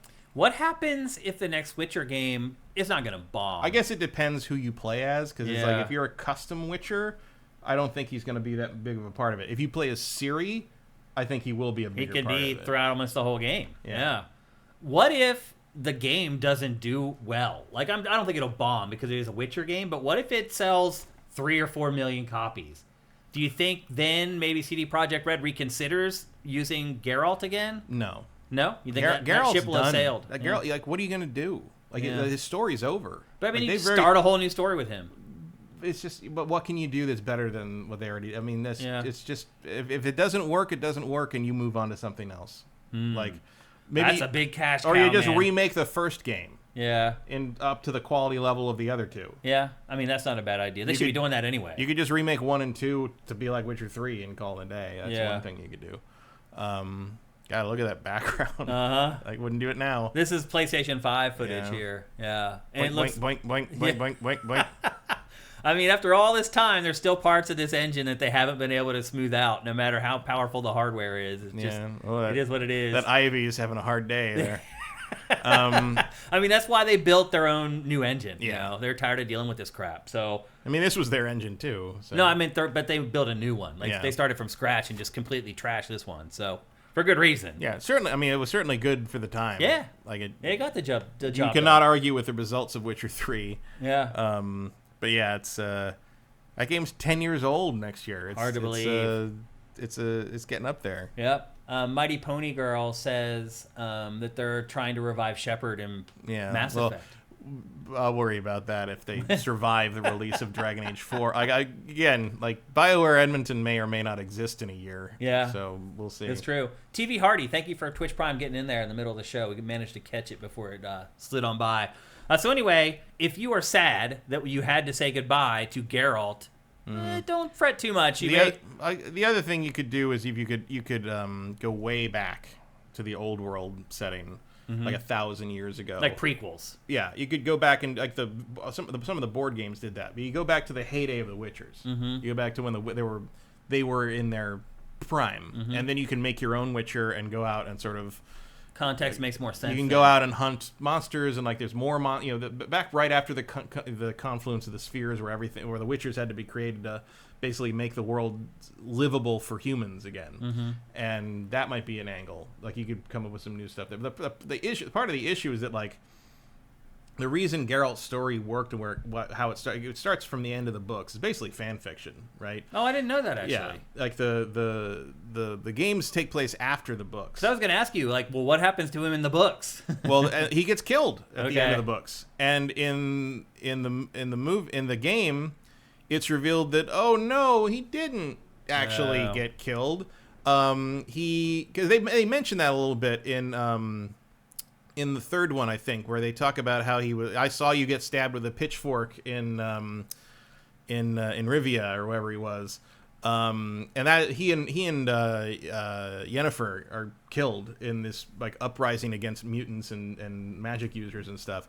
But they retcon it to be that I think this also sort of comes from some fan stuff or maybe some subsequent short stories or something, that like basically Ciri was able to take them away and save them. But in the games, it's changed to be that like instead of fully dying, they were basically abducted by the Wild Hunt. Oh. And the beginning of the first game, you remember, it starts with him like running through the woods and being chased by the other Witchers, and he doesn't remember anything. Yeah. That's the first time anyone's seen him since he was killed. Oh, I see. And so the story across the trilogy is sort of like, they were both abducted by the Wild Hunt, and he somehow got away but doesn't remember any of that, and now that's why he's looking for Yennefer, because he doesn't know what happened to her after that either. I see. So so that's why some hardcore fans of the books and the author of the books do not consider these games to be canon. Or anything because he's supposed to be dead. Yeah, and he's also a very different character in the games. He's a more open, emotional, more affable character in the book. He cries a lot in the books. He's a much more human character in the books instead of a killing machine like he is. But it has the same sort of dark fantasy thing. It has the same thing where he like runs into fairy tales as they really were, kind of thing. Yeah. Like there's one of the early short stories is him running into basically the Beast from Beauty and the Beast, except he's just sort of like an asshole prince with a weird curse, but he loves the curse because he can do whatever he wants because he's a monster, and he has an arrangement with a local town where they just send him virgins, and a lot of the girls like just actually like him because he's charming, and like he's like, yeah, they come over and we basically do the friends with benefits thing for a few years, and I send them back, and then they send me another one. It's great. And Geralt like has dinner with him and stuff. He's like I'm sorry, you're a nice dude, but I kind of gotta kill you because it's my thing. And it's just all this like kind of thing where and that's in the games a little bit where you run into things like, this is like Red Riding Hood, except it's horrible. Right? That's basically a lot of the story. The Netflix show is a pretty straight adaptation of the main Geralt story in the books, except with the video game version of him, instead of the main character version of him. Okay. So anyway, maybe something to look forward to in The Witcher 4 if you were disappointed that Geralt was not supposed to be a big part of it. At least we now know he'll be at least a little bit a part of it. Mice Q says he is actually a very philosophical and funny guy in the books. He has a little bit of a wit in the game. He is funny at times in the games, but it's a much drier, sarcastic thing. Yeah. And I do think he's very. I mean, I really like he can take the piss out of the people he's working for pretty well in the games, but in the books, yes, he is a much more thoughtful person. It makes a lot more sense why Yennefer and like some of the other women in the book are into him, love him, yeah. As opposed to the game where it's just like, yeah, he's super hot, right? Like he's a stoic, hot badass, and in the books, he's actually a much more like personable, thoughtful person. He's like he's someone you'd like kind of maybe want to hang out with. He's a pretty cool dude. And I think he's awesome in the games, but I would invite him to my birthday. He doesn't seem like he would be into that. Definitely not. The book Geralt would be into that. Yeah. So anyway, there you go. So latest on the next Witcher game, Witcher 4. Who knows what it's going to be, but it's the next Witcher. Next up, we've been talking about Bungie on this show, on Ask Chain Anything, on Factor for the last 3 weeks now. Feels like that saga's slowly wrapping up, but we did finally get another little snippet of information from Bloomberg's Jason Schreier. He shared on a podcast this week that not only are problems at Bungie going on with Destiny 2 and Destiny 3, but also Marathon, which is, I think we're still a little confused on exactly what Marathon is going to be. I think it is going to be a game as a service, but... I mean, it seems like what else would it be? Yeah, it feels it looks very much like a get the cargo out of the location game. Yeah. Well, the game was originally supposed to launch this year, and I don't even think PlayStation has announced an official delay for it, but we know at this point it's not coming this year. And Jason Schreier said there's a reason why it's not coming this year, and it's been delayed into next year and maybe into the year after that, and that's because the game is in development hell. He said that there are tons of people working on the game. They're struggling to get the game to come together. There's doubts internally right now as to whether the game is going to be finished or not, and whether it may just be abandoned. Right now, it is just a mess at Bungie, man. It feels like... Yeah, like this isn't surprising given the state of everything else. Of everything else we've heard around Destiny, and the fact that Destiny 3 is, like, not a thing. When most people assumed it should be, like, almost finished by now. Yeah, this whole thing is just very strange to me, because I don't understand what it it doesn't look like Marathon. No. Other than that one, there's a shot of a SFT. Yep. Whatever you print, yeah, like the one of the enemies, and there's the Marathon symbol, basically made out of the planets. But I don't know what. I mean, obviously you can, they own it. They can call them whatever they want. Marathon. Yeah. It doesn't have to be related to the original shit series, whatever. But I look at this and I think it looks cool. Like I like the art design, like the art direction is neat. But I don't understand what you're showing me. Yeah, like why are they showing like moss and like worms? My guess is it looks like these characters are androids or synthezoids or like replicants of some kind, and they're not human. And I think those caterpillars or those worms are making them. Oh, they are. I think they're spinning them out of like some kind of artificial, like I don't know, like tungsten silk. Yeah, like it looks like that's the SFT, that thing with a green light in its chest.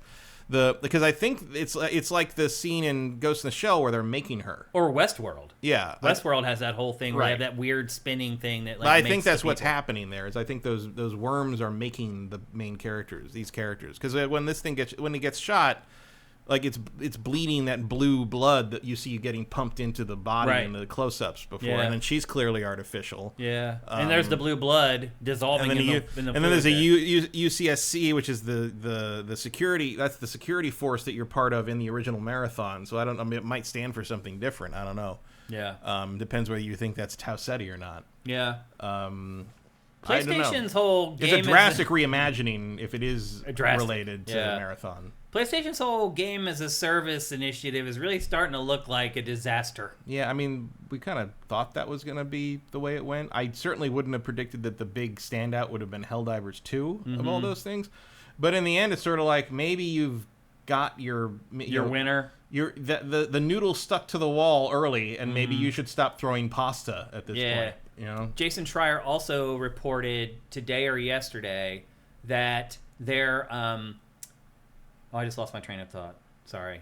He reported today that the Last of Us Online was in development for 4 years and had hundreds of people working on it, and then they just canceled it. And he's like, everybody just kind of moved on when that thing was canceled, and everyone's like, well, we never really got to see it, so nobody really lost any sleep over it. And as it turns out, heads rolled over that. Like a bunch of people at Naughty Dog either got reprimanded or lost their jobs, and apparently, generally, impressive they managed to keep that quiet. Right. Well, Naughty Dog's great at keeping things quiet. That's typically, true. though, it's usually really good at it. But yeah, not always. But not always for the most part. It's just that like nobody. Abby wasn't ruined for anyone. Like that didn't leak out. No, but it's just like I guess you don't want Druckmann showing up at your house. But his point is like everybody. You've been talking shit. Yeah. His point was that like everybody heard the news and was like, okay, well, no big deal, because I probably didn't want to play a multiplayer Last of Us, and we never saw it, so I didn't have any attachment to it. But he said internally, it was a huge. Canceling that game was a huge deal. I mean, you spend that much money. I mean, just 4 years of development we're talking about millions. Yes. At this point. Yeah, like more than like tens of millions of dollars that was just wasted on. Same with like Marathon. It's like if Marathon never comes out, do I care? Not really. Yeah. But like that's a ton of money they spent on something that's never gonna make them any money back. Yeah. Yeah. Somebody's got to pay for it, you can probably use it as a tax write down, as long as you never. But you can. But sort of like. At least they're not doing the Warner Brothers thing where they finish the thing and then never release it. I think the biggest surprise for me is that there was a game being developed at Naughty Dog with all those talented people for 4 years, and they could not whip it into shape. Well, it doesn't really surprise me. Really? No, because Naughty Dog has never made a good multiplayer anything. I get that, but that much time with that crew. It's an impossible nut to crack because if you're trying to capture The Last of Us in a multiplayer game, you've already failed. Yeah. Because that is not what that is. Yeah, I mean, I've watched... How do you make that feel like Last of Us? How do you make that work that way and not just come off as a generic Survivor versus Survivor multiplayer game? Like, there's no... I don't see what you do with that. Like, closest they have ever gotten is the multiplayer mode for Last of Us 1. Mm-hmm. So I understand why they try to kind of double down on this. Like, if it was going to happen, it was going to probably happen there. But it's probably, hopefully the lesson from this is just let Naughty Dog make single-player boutique experiences and call it a day. Like, not everything has to last forever. And, like, you know what? Like, if they are making stuff as strong as Last of Us over and over, they are... I mean, can't you consider... spinning that single-player game into a Golden Globe-winning television show that everybody in the world fucking talked about for half a year? Yeah. Maybe about the equivalent of making a long-lasting multiplayer mode? Yeah. Like, isn't that also added value? Oh, it that is. It pulls you in? It also is revenue. Yeah. It's also making money. Like, as long as you're serving kind of that larger machine, it doesn't have to be a multiplayer thing. You can just make that. Like, that should be the onus on Naughty Dog is, like, keep making stuff we can turn into global multimedia phenomena. I agree with that. The one thing I would say, though, is that I think you could make a Last of Us multiplayer game that works, but I feel like everybody who plays it would have to be one of those high-skill players that you watch on YouTube. Yeah, I mean that people... kind of tracks with how people feel about, was that Factions, was it called? Yeah. That was, like, it felt like that was sort of a pretty high-end multiplayer game. If you watch people play The Last of Us who are really freaking good at it, you can see there's something there. But you're counting on everyone that plays it becoming an expert at playing a game. That's never going to happen. Well, and also because, like, one of the reasons people can do, like, those big sequences like that is because the enemies sort of, as smart as they feel, they are predictable. And they are going to do certain things, and you are going to know where this guy is when this guy is. And, like, you can't recreate that with human beings. It's all going to turn into, like, the first thing other players do is break everything, right? And it's like, it's going to be it'd be a totally different thing if you're trying to do all these cool things, like with that cool combat system, but you keep failing because some asshole spawn camping. Right. The contrivances of multiplayer work against it for sure. ETH Demon says 50% of all games never release. Why is it surprising they failed to finish a project? Because it's Naughty Dog, and they worked on it for 4 years. That's why. It's not just some schleppy team. Right, but I'm also sure a bunch of stuff has not come out from Naughty Dog we've never heard of. For sure, yeah. Mike Q says, even if it's not a dog, hard work is no guarantee of success. Yeah, it's absolutely true. Even with talented people, as we've just found with that game. So, Daredevil619 says, how much money has Bungie made for Sony so far? I'm kind of curious. Like, not $3 billion worth. Like, I don't feel like PlayStation has got its investment back on Bungie at all yet. No, I wouldn't think so. I mean, Destiny 2 expansion the packs. thing is, like, I mean, you maybe wouldn't expect them to get their investment back by now, but I think the problem is right now you can look down the road and realize they're not. They're never getting it back. I mean, I think we said that they overpaid for Bungie right out of the gate. Packer said that all along. I mean, I thought that, like, kind of the extra money on that was probably going towards their expertise in terms of making games like this, because this was such a huge component of Sony's plan going forward. But it really seems like that did not pan out in any way. Remember, part of the purchase price, I think almost $1 billion of it, was to keep the employees. Because they want the expertise of... Because they were looking at Destiny 2 as this sort of template of, like, this is what we want. We want, like, 5 of these. Well, PlayStation was smart because it knows you're just buying a name. Yeah. You need the people. The people are what make the game. So it was smart. And it's like, you know what? We want to retain the talent, so we're going to dedicate a bunch of money in this acquisition to giving these people huge bonuses, get them to sign 5-year contracts so they stick around at least for a little while afterwards. And here we are. What has it been, 3 years now? 4 years since they bought Bungie? I can't remember when that was. It's been a while. Those contracts are probably about to expire at this point, and then they get the brain drain. I would imagine they're probably 3-year contracts. Yeah, for that. And then you get the brain drain of losing all the talent, and then what do you have? Then you never recoup that money. No. It was a bad purchase as of right now. I don't know what could happen over the next year or two that would turn that around unless Marathon becomes like the game of the forever. Then maybe. Otherwise, or even if it just becomes a successful game as a service along Helldivers 2, then maybe you're like, okay, like that probably was worth it. Yeah, I don't know. It's I mean, I've always been a little shaky on what their plan was for this 10 game as a service thing. Even when they announced that, it felt like you were already on the falling end, the tail end of the trend, and now it really feels like it's over. It does, and things like Helldivers 2 are flukes, really. Like, there's no way to predict them. Didn't they say 10 games as a service by Q1 2026? Is that what they said? I don't remember the date, but they said 10 by a certain time. And I think when we heard that, we were like, no way in hell they're going to get to that. Now it does look like they're probably going to make it to that 10 or close, at least. If you're counting various things, I mean, I would imagine one of those was the canceled Last of Us. It definitely was, yeah. And you're looking at that. You got Helldivers. Concord says 3. Marathon is 4. Yeah, you're almost halfway there. Yeah. So given whatever comes out next year and a half. Yeah, they're not going to get there. Probably not going to get there, but they're probably going to get to like 7 or 8. They'll get close. Closer than I thought they would anyway. Yeah. But who knows how many of those will be a success, but again, you only need 1 or 2 and you're kind of set.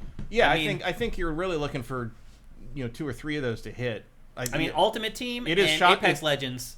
I mean, it's shotgun. Yeah, it's a shotgun technique. We're gonna make 10 of these because we're hoping that like 2 of them are big successes. Yeah, and I mean that's gotta feel great if you're working on those fucking games. Yeah, right? It's just like we have like an 80% chance of being basically liquidated if our thing doesn't blow up in the first week. I'm sure a lot of developers right now are just happy to be working. Oh yeah, they're not. I don't think they're looking past like a year from now. They're just like, man, I'm a video game developer and I have a job. Every developer I know is working is basically quietly on the side, like expanding their skills or working on basically how do I get out of this industry. Like they're ready if they get cut loose or if they have to bail, they're ready to move to a different. Yeah, like how can I work on films or. No, most of them are moving into like boring programming. Like, really? Like accounting software or like business software, networking stuff, like that kind of thing. That's a shame. And and it's like nobody wants to do that, but it's like you gotta work. And look, like as several of them have told me, it's like I can always come back to games when games recover. They were always I will always know how to do this. That portfolio is always there. Those content everybody still knows each other. Maybe some angel investor shows up and like everybody gets their friends back together and starts a new studio or something. Like it's never hopeless, but you gotta be ready to get you gotta be ready to say, hey, this industry isn't working for me. And frankly, Red Fox reminds us. Red Fox 1980, the multiplayer Spider-Man game. Yeah, Spider-Verse was also killed. Insomniacs. That's probably one of those. Yep. Yeah, that's right. That was another one. That one I had some interest. I'm kind of sorry I'm bummed that one didn't happen. Yeah, me too. I thought that looked pretty cool. Yep. Next up, we got some good news from Remedy. Remedy just coming off of a Game of the Year nomination, nods in a lot of corners for its latest horror game. It has a lot of projects in development. I always thought Remedy was like this smaller studio like Ninja Theory. Oh, no. But it's not. It's like gigantic. It's working right now on Control 2, and it's working on 2 Max Payne remakes. And Remedy just shared this week that Control 2 is playable already. Are you excited for Control 2? Yeah, I'm interested. I like Control 1 a lot. I mean, it was my Game of the Year the year it came out. Granted, it was one of the weakest year for game releases before 2024. But still, was that Sekiro year? I think so, yeah. Sekiro? Yeah, and I gave it to Control. No, I like Control. Control being my probably top 3 for that year. Yeah. It's way better than Alan Wake 2. Yep. Agree with that. Yep. Every once in a while, I still see... But Alan Wake 2 also obviously got Alan the Wake Game 2 of the did Year very nods. well. Yeah. I think that's crazy, but like again, Alan Wake 2 is fantastic except for the game part. Yeah. Story's awesome. Oh yeah, Characters story, presentation, awesome. Technical, everything. I mean, just I wish I enjoyed playing it. Yeah, I didn't either. That's it. That's the problem. It's like everything else is great. I was just like, no, I just didn't like playing it. It was not interesting to me, but the rest of it was very good. Mm-hmm. Yeah. Obviously everybody talks about the musical number, which is fun. Fair. Yeah. I do sometimes wonder how the other Remedy employees feel about their boss being up there doing like musical theater, like after casting himself in all of his games. I mean, I wonder about what they think of him, period. Yeah. If they think he's like the biggest narcissist they've ever come across. Yeah. It's like hard because it's like on one hand, you think that, but on the other hand, it's like, well, you can't really argue with the results, can you? Like, it's not like he was wrong. And actually, if you hang around with him and talk to him, you don't get that vibe of him. No, he's a very I've only met him one time, but he seemed like a very easygoing dude. Yeah, very affable, very nice, very friendly. And super, like, does not take himself seriously at all. I mean, he proved that. You can make the Max Payne face joke around him, and he'll do it. He'll do the face. Like he's not averse to that. Yeah. But anyway, Control 2 is now playable, which my guess is we'll probably see that maybe at the Game Awards before the end of the year. Obviously, Remedy has a great relationship with Jeff Keighley at this point. So I wouldn't be surprised if Control 2 we see. Yeah, it's possible. Yeah. At the Game Awards, and then Max. Heath Demon he's like, not to be negative, but how does Remedy keep getting publishers? They haven't had a profitable game since the Payne games. That's a good point, but I think Prestige. I think Prestige. Yeah, I think people just love them. Mm-hmm. I think people just love these games. I mean, like, look, yeah, maybe Control took a long time to break even, but like. But Control was published by like 505 Games, wasn't it? I think that's right. It was like a small publisher. Pretty small. So to your point, Heath Demon, like they kind of struggled to find a publisher like for they Control. were, as I recall, because I knew a couple people at 505 when that happened, and I remember like 505 kind of was doing them a favor a little bit there. Yeah. And they ended up with a Game of the Year. Yeah, ended up with something on great. their hands. Yeah, which is the last time that'll probably happen for 505 Games. But hang on. Hello. Oh, the cat's crying. Luna needs her daddy. Come here. So anyway, Control 2, playable right now. We should get a look at that very soon. And then they're working on 2 remakes of Max Payne, which I'm really wondering if those are good ideas, Matt. I mean, I want to play them. Like, I don't know if you've played those games recently, but they could use an update. I played them a few years ago to get this B-roll, and I was... Yeah, they need an update. Yeah, both of them need an update. And there he is, starring himself. I also wonder if when they're doing it, because I certainly wouldn't put this past them, are they going to kind of update them to integrate them more into the world of Control and Alan Wake? Yeah, their Remedyverse or whatever they call it. Yeah. Maybe because it really felt because I know in Alan Wake 2 that one character was originally they wanted him to be Max Payne, the detective guy. I feel like these games need a major overhaul to make them palatable. Yeah, but the thing is, it can work. Yeah, you know, like really, it just needs to be kind of a mod of Control. I mean, this game sold solely basically on bullet time. I mean, yeah, there weren't a lot of redeeming elements otherwise. This was, by the way, the game that got me basically into Tech TV. Really? When way back in the day when I was wanted to work there and I was I was writing reviews for them, but my friend you remember Miguel, he was is he still at GameSpot? Oh, he was at GameSpot, but then when Paul Allen bought it, he became he was still on the show, but that show became Extended Play. No, I mean now, because he worked at GameSpot long after like we left Tech TV and all that. No, he was at Tech TV.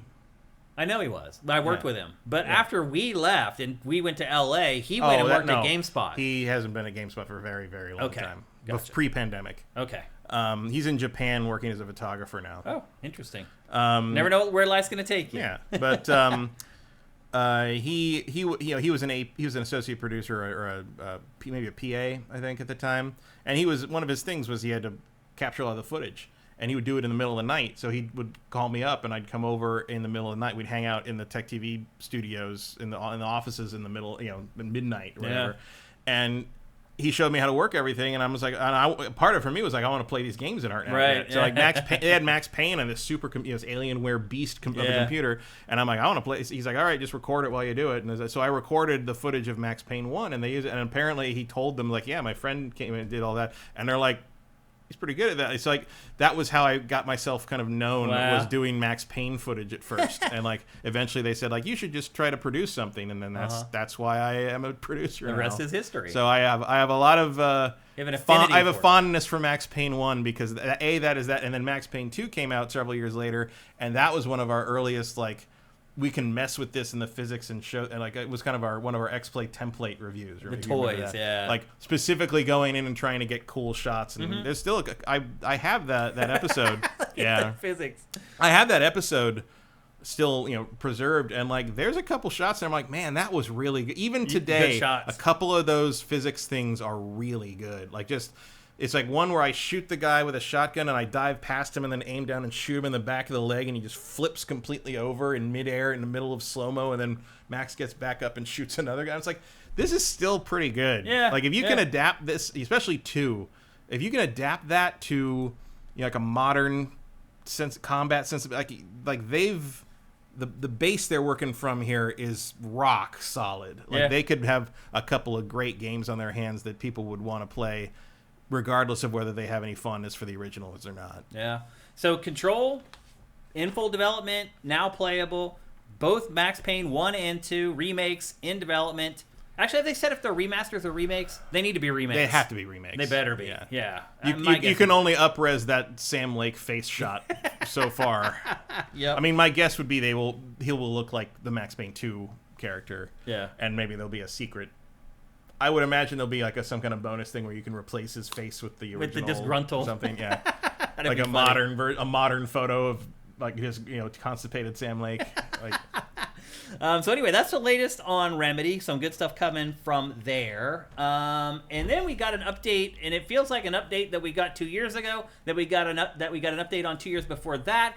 Once again, Matt, WB Games is trying to either sell all its gaming business or it will license out its IP to other developers and publishers. Mm-hmm. So as of right now, franchises like Mortal Kombat, Harry Potter, anything DC related, so Batman Arkham, Suicide Squad, any of that stuff, all that stuff is on the block right now for another publisher to buy.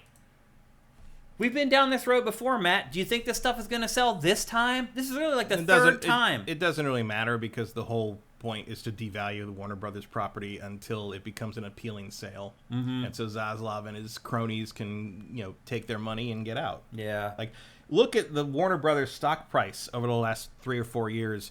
How it has fallen. I mean, people will make documentaries about the absolute unconscionable sabotage of one of the oldest studios in America by these fucking corporate raider assholes. Yeah. Like the downfall of Warner Brothers is one of the most intentional and corrupt and just like they're trying to lower the value just so they can find pathetic a suitor, thing. Yeah, so people can terrible. cash out. It's just awful. It's just and watching all. We don't even know how much we're gonna lose in terms of how many of these archives are going to be scrubbed or trashed or ignored, or we might lose movies forever because of this. We don't know. Like, how can you farm out Mortal Kombat to other people without Ed Boon's say so? I mean, my guess is that obviously you can legally do it, but like, why would you do that? I think NetherRealm would be a package deal with Mortal Kombat. Maybe, yeah. You kind of have to. No one's going to buy it without having that studio there to make it.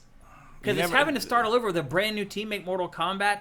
Dude, that would be a disaster. Mm-hmm. A complete disaster. Vincent notes that it's not so long until Superman hits the version of Superman hitting public domain is not anything anyone would recognize as Superman. Yeah. His powers are not the same. Mm-hmm. The original Superman that's about to hit public domain, no Man Pa Kent.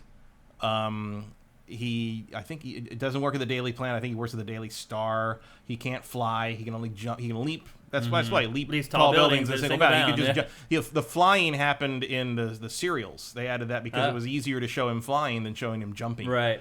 A lot of stuff that we think of as standard like baseline Superman stuff came from the serials and the radio plays in the 40s. Yeah.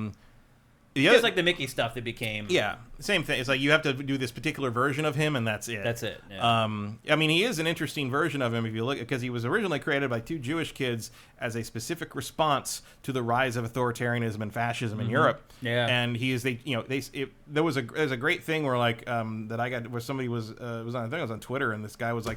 Someone described Superman as he's supposed to be a champion of the oppressed. And this guy was like, show me somewhere in the comics it says that. That's not what Superman is. And I actually showed, like, here's the first page of the first Superman comic. In the 5th panel, they show a picture of him and they say he's the champion of the oppressed. Like, literally a quote from the original thing. And, like, I think one of his first adventures was basically beating the shit out of a bunch of bankers who were charging too much for mortgages. Like he was man of the people. Literally man of the people. Yeah. Like, he was literally going around busting up people who were making life harder for the common man. For middle class. Absolutely. Yeah. He was a defender of the middle class and the lower class. That's all. Like, he wasn't stopping alien invasions. He wasn't, he was going around beating up people who were assholes to other people. Like, that was all it was.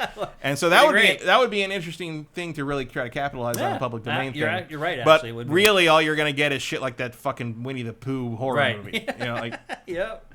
Yeah, it seems that way. So back the last time they tried to sell, like 2 or 3 years ago, they were asking $5 billion for their entire game division, meaning all the IP, all the everything. That seemed like a pretty good deal to me, Matt. I mean, $5 million for Mortal Kombat, all the DC stuff, Harry Potter. I can't imagine that Harry Potter thing transfers properly. Like, How 'cause come? it's not their property.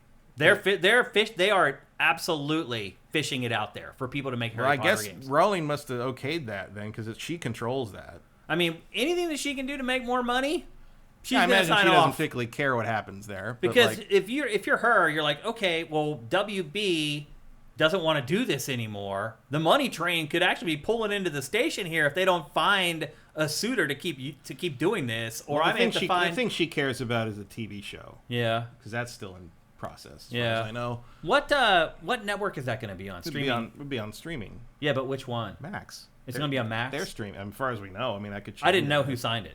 That's Max. Warner Brothers. Oh, Max. Warner Brothers owns Max. Yeah, that's HBO. Oh, actually, Max. you're right, because they also just announced that they are going back to the HBO branding. Did you see that? Yeah, not shocking. That was one of the stupidest renames in the history of renaming. Again, things. call the Duck Consulting Agency, man. Well, they don't want the Duck Consulting. They are trying to tank the value of this company, right. So it's an attractive purchase. The whole point was they're basically doing to Warner Brothers what happened to Toys R Us. Yeah. I think that $5 billion was a good deal back then. If they can get it for $5 billion now, I would make that deal in a heartbeat. Yeah, I mean, it depends. What it's like. Do you have unfettered access to the DC characters for games? Like, and that obviously that would be the contingent. Yeah, that would be something. Yeah, sure, that would have to be a part of the deal. And Harry Potter would have to be a part of the deal. And the people running Warner Brothers right now probably don't care. So yeah. You probably could get that deal. I would do it in a heartbeat if I was a publisher that had the money. Like if I was an EA or a Ubisoft or something like. I would snatch that stuff up. Obviously, Microsoft at this point already blew its load, so to speak. Maybe PlayStation, though. Maybe Sony. I don't know. But then you have the relationship with Marvel. Yeah. And, I mean, and that relationship is about to blossom, by the way, because all those leaks showed that all the X-Men stuff that's come in and all the other stuff that Insomniac is doing. Yeah, that's might be a problem. just continue to get better and better as it may be a conflict of decade. interest, to go with DC at that point. Yeah, I don't know what the rules on that would be or how Marvel would feel about that. Yeah. Although, on the other hand, if that happened, that could be the in that you need to, because I know James Gunn has said, like, if this DC thing takes off, his version of DC takes off, he's like, we will absolutely talk about a DC Marvel thing at some point. Wow. That would be insane. Because, I mean, it's happened before. In a film? Not in a film. Yeah. But it's, DC and Marvel have crossed over a number of times in a number of things. Imagine the DC universe versus the... How do you figure out who wins that? Well, in the comics, they had a vote. From the fans? Yeah, they did fan votes on like the main 8 contests, which meant that the outcomes made no fucking sense because it was a popularity contest. So Wolverine beat Lobo, and Storm beat Wonder Woman. No, like I mean, I love Storm. Storm's one of my favorite superheroes of all time, but she would not beat Wonder Woman. Right. I'm sorry. Wolverine and Lobo, they couldn't even figure out how to do that. So at some point, they just get in a big fight in a space bar, and they fall behind the bar, and then Wolverine stands up and lights a cigar. It's like they couldn't even think of how Wolverine beats Wolverine. It's like, hey. Somehow back there he did it. I don't know. That's funny. So anyway, all these games and then are on the Captain block. America and Batman tied. Oh. They fought they kind of fought each other to a standstill for like an hour and a half, and then they're just like and then Batman said, "All right, Avenger, it is conceivable that you could beat me, but it would take you a very long time. So let's just cut to the chase and figure out what this is about." All right, fair enough. But anyway, these are big properties. This is big IP. This stuff could be on the move. What if Nintendo were to buy it? Nintendo would never do I that. know, but that would be a shocker, man. Nintendo would be like, needing things that we didn't make? Puh. It would actually fill a huge hole for Nintendo, though. Yeah, but it actually makes sense. Imagine Mortal Kombat as a Nintendo exclusive. Yeah? Yeah, I mean, they're never going to do that. It'll never happen, yeah. Don't get your hopes up if you're watching or listening. That's not going to happen. Just the hypothetical that I threw out there. It would be insane. On Batman games locked on a Nintendo hardware for the rest of eternity. Sure, like, what a great idea. I mean, Switch 2 may be powerful enough that people wouldn't be too salty over it. I would be salty. You would be, I don't care how powerful that thing is. It ain't going to be powerful like literally everything else. It's still going to be less powerful than literally everything else on the market. And still, the games also would not come to PC. Right. Because Nintendo's not going to do that. Yep. Okay. Next up. So I teased Arcane. We talked about Tango Gameworks a little earlier in the show. and I teased that we have some information about Arcane as well. It's not really Arcane. It's Arcane in a roundabout way. Arcane's old co-founder launched his own studio not long ago called Wolfeye. I think they have one game already that's out there, or one that they're almost finished with. I can't quite remember. But this wouldn't be their first game. But based upon what happened with Arcane, basically being dissolved by Microsoft, and obviously the Dishonored IP and the Prey IP and all the other stuff that studio worked on throughout the years kind of disappearing, the old co-founder of Arcane, who started his own studio, was like, you know what? I'm just going to step into the void, and I'm going to make basically the next Dishonored. Mm-hmm. It won't have the IP's name, but he basically said, like, it will be everything but the IP's name. So if you are sad that you probably lost Dishonored somewhere along the way, and it was a big franchise for you and you really enjoyed it, fret not. Wolfeye Studios is working on another one, and he basically described it as a cross between Dishonored and Fallout. I'm not sure what that means, Matt. My mind is usually pretty good at mashing things up hypothetically. I was not able to formulate that mashup in my mind. Can you? No, I mean, depends what he means by that. Right. It's like, do you mean you're mixing the immersive sim concept with an open world RPG, or do you mean you're merging like this industrial like hellscape with a nuclear holocaust? Right. Like, yeah, there's no way to like read I don't know it. what that means. Like, or are you mixing kind of the drama adventure with the satirical comedy of Fallout? Like, I don't like, that could be anything. I think what he was trying to say was, we're going to make a game based on this property that didn't sell especially well, but it also is based around this other property that everybody loves right now. Mm-hmm. That's what I feel like he's getting at. Like, he's just trying to say, Fallout's big right now. Everyone's talking about Fallout. Well, let's mention Fallout when talking about our new video game and see if it generates some interest. But honestly, I think just the immersive sim subgenre staying alive is more important than anything to the people who are fans of it. And truth be told, that audience has dwindled over the years, and that's a big reason why Arcane was not kept by Microsoft and was dissolved. Its games simply just don't sell all that well, Matt. That's just the truth of the matter. No, I mean, immersive sims, if you insist on calling them a stupid name, don't. Yeah. Generally. Yeah. So anyway, again, as I saw them called recently, Sims, which is a good way to get me to stab you. I understand that. Drifter J, actually, we should have mentioned this earlier. Any chance JMS could get Babylon 5 from WB? I don't think so. Yeah. And I don't think he'd want it. Yeah. I don't think he really...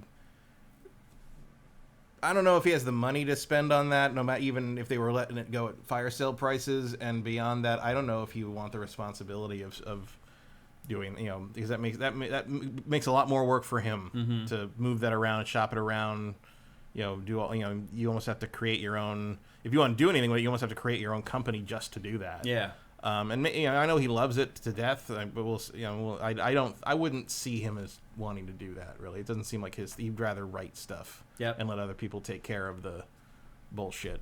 Okay, well, so the game from Wolfeye is like just starting development. It's still years away, but he's already starting to talk about it again. That studio has something else that is cooking right now, so it won't move into full development probably until next year, I would guess. But that stuff is on the way. If you are afraid you're going to miss Dishonored in the future, it looks like an old founder of Arcane is going to fill that void for you.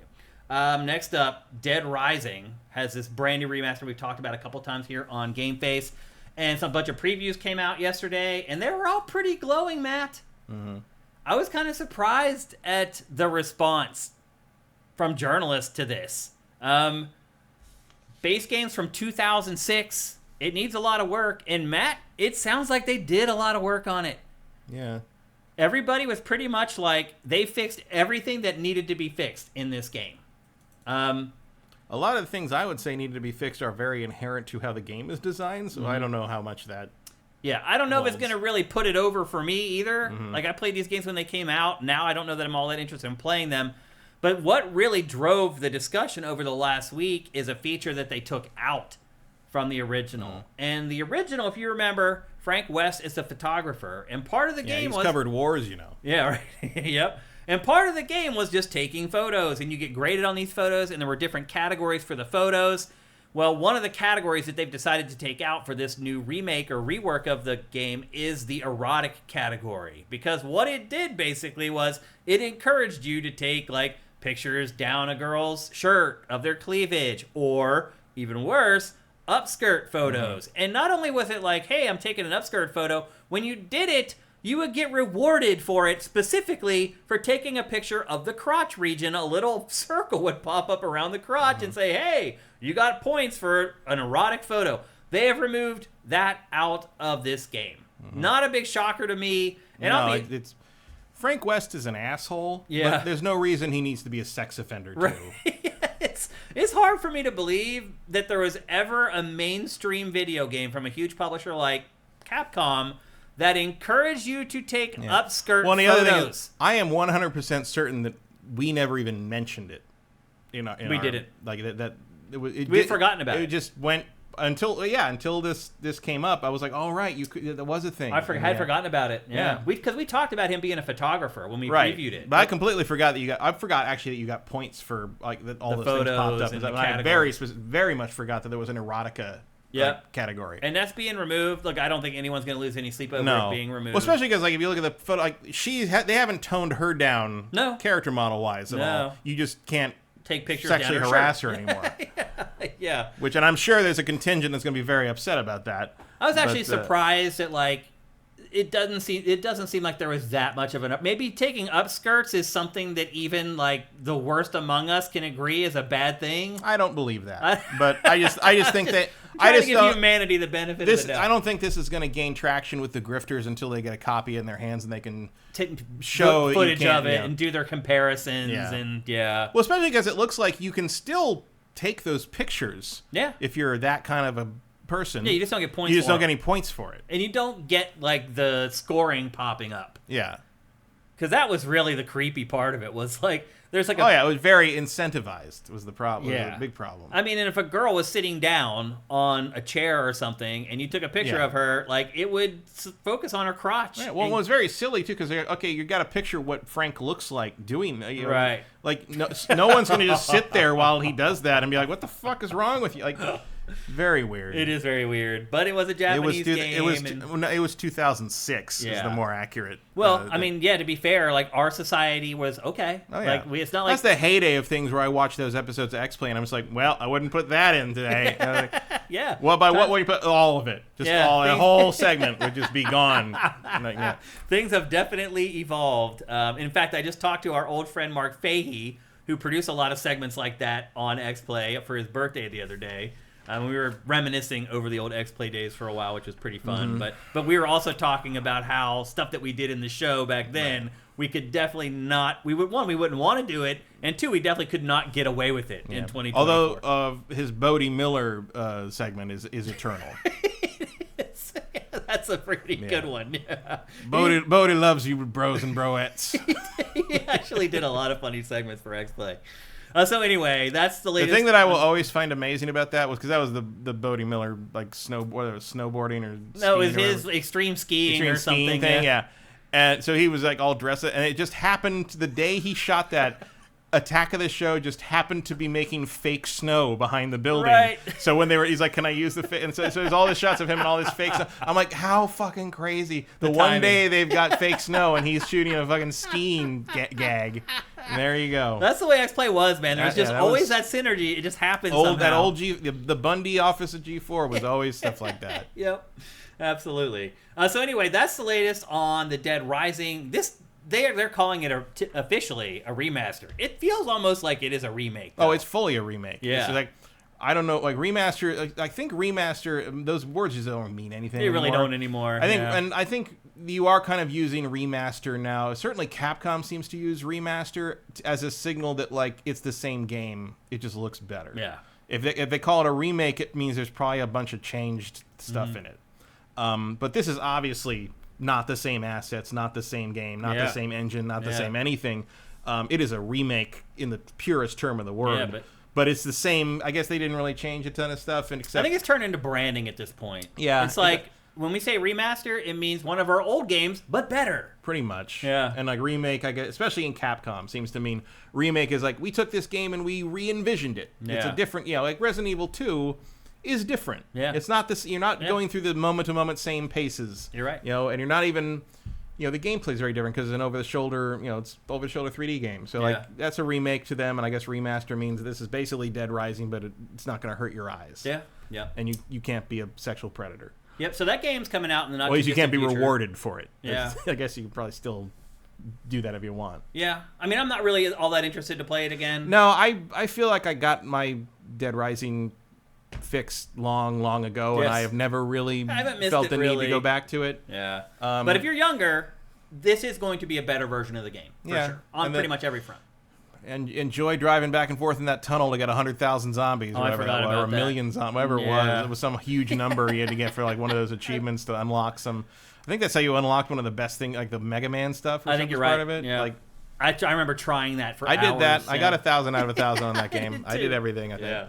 Actually, no, I think I didn't get the one where you had to be escorting 6 survivors at the same time. Oh, yeah, that was like impossible. You had to go through the entire game in a specific way and like hope that no random shit happened to kill any of them. Which is what that game was all about. Yeah, random shit happening. Yeah, I knew someone who did that. He got everything, and I think it took him like a week to actually get a run that like didn't accidentally ruin it for him. And I'm like, nope, not doing that. Not happening.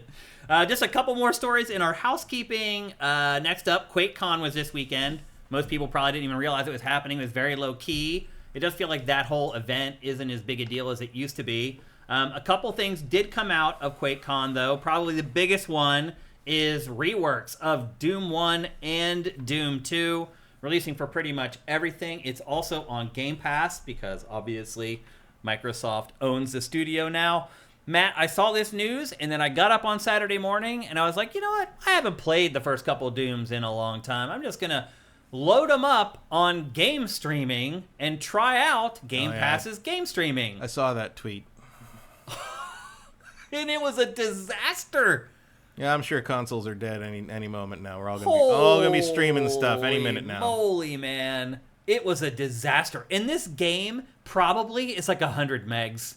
Mm-hmm. Like it should be able to hold the game in memory. I mean, that's why I streamed it. I was like, why would I even bother downloading this game? I'm like, I haven't checked out streaming for a while. This game's 100 megs. It should run like wildfire. I'm like, I want to see best case scenario game streaming. That is why I decided to stream it. And instead, I got worst case scenario game streaming. Literally, it was just the screen like refreshing like every 3 seconds. It was a disaster.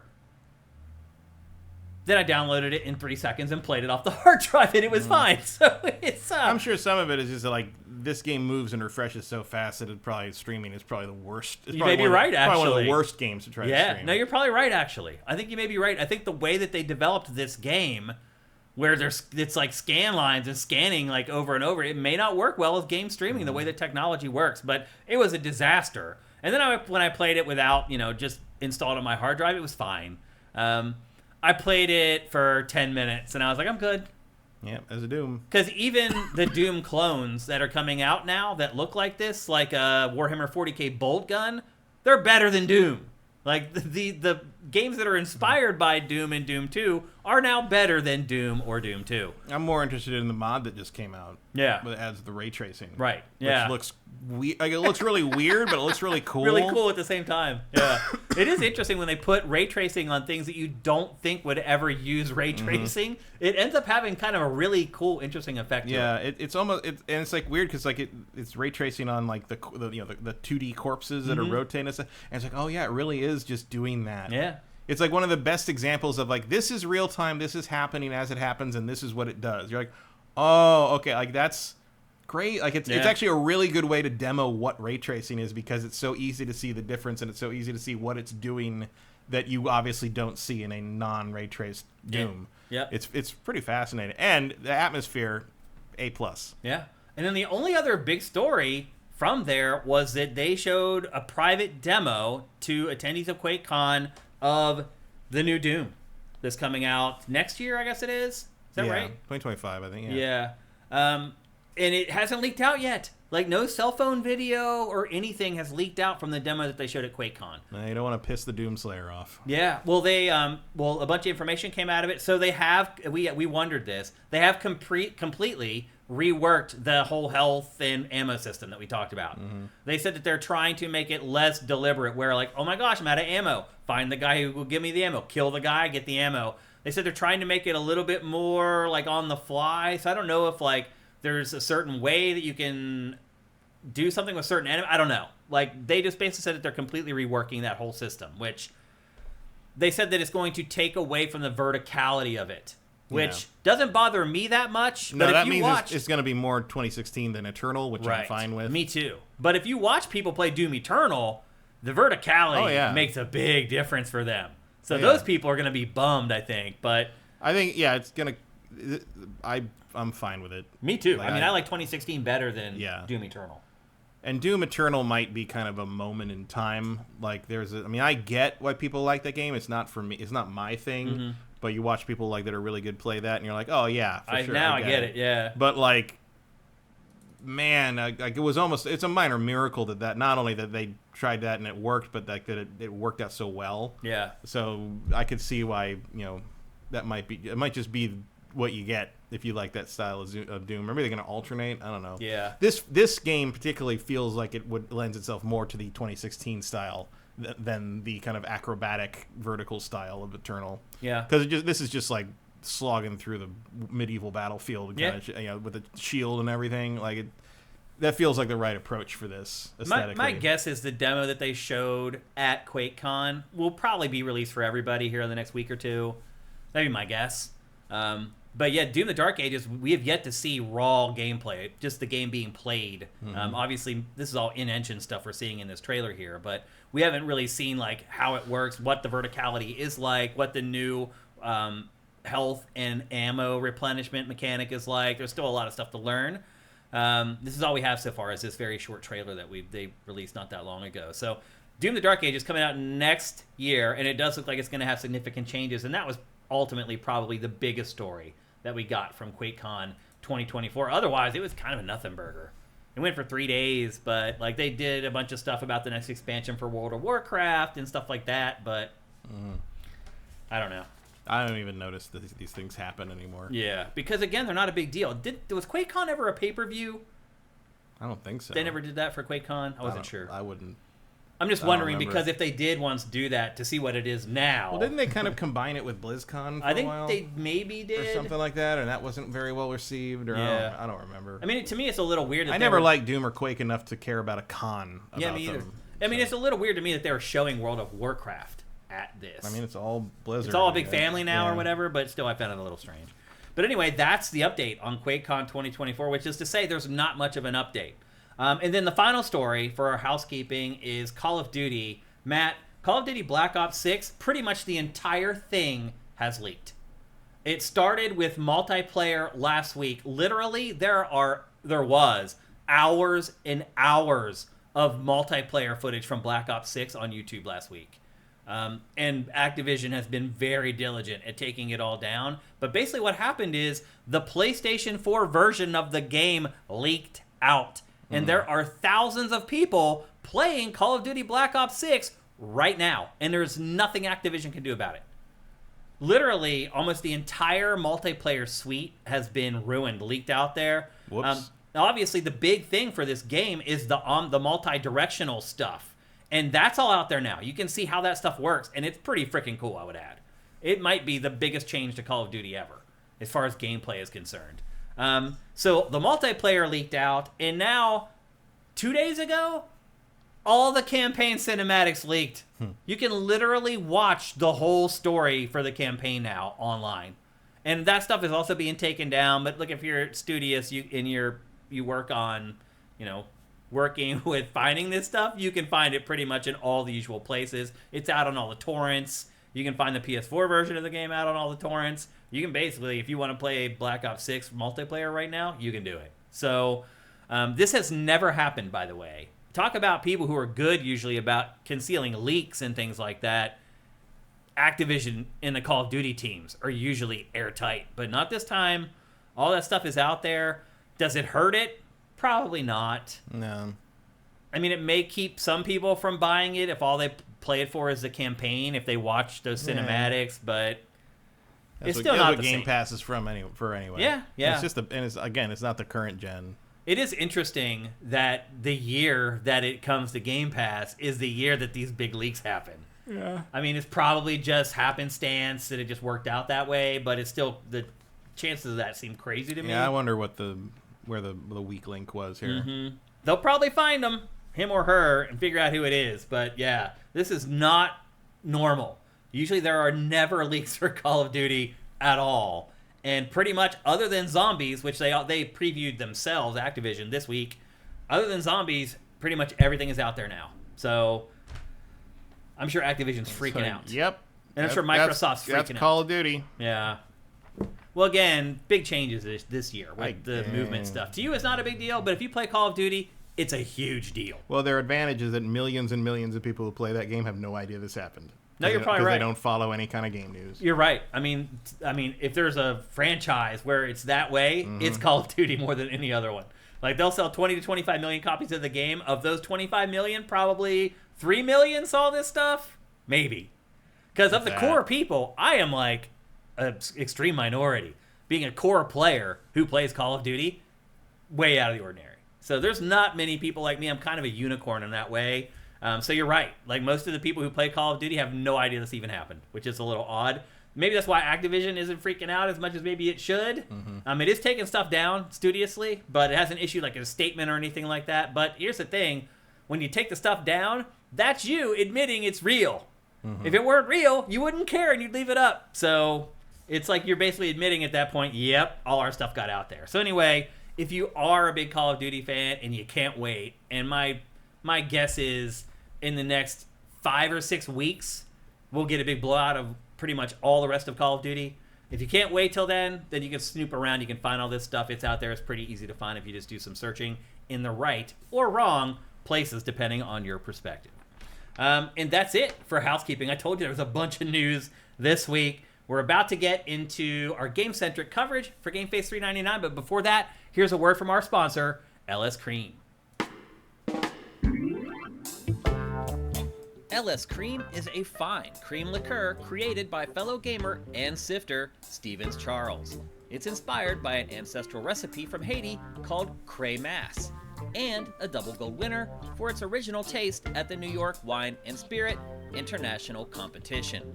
LS Cream can be enjoyed on the rocks or as a mixer for drinks with its rich blend of fresh cream and neutral grain spirits with notes of coconut, vanilla, cinnamon, and nutmeg. It's great in coffee or to make espresso martinis. To learn more, discover amazing drink recipes, or to track down your own bottle using a handy store locator, head to creamls.com/sifted. That's creamls.com/sifted. That's right, folks. Go to creamls.com/sifted. Try to use that URL because it helps them track how the marketing program is going with us. It lets LS Cream know that you guys are going there because you are sifters, because you guys support GameFace. So make sure you use that URL. The Indiegogo is over. If you did not get yourself a Cray Mass t-shirt, it's too late. That's over. You're never going to get one. So I hope some of you guys went to their Indiegogo and snatched up a Cray Mass shirt. Seeing Cray Mass in the chat as always. It's really awesome how that's caught on. Zed Saber Juno says Cray Menos. Cray Menos. Menos. I don't know.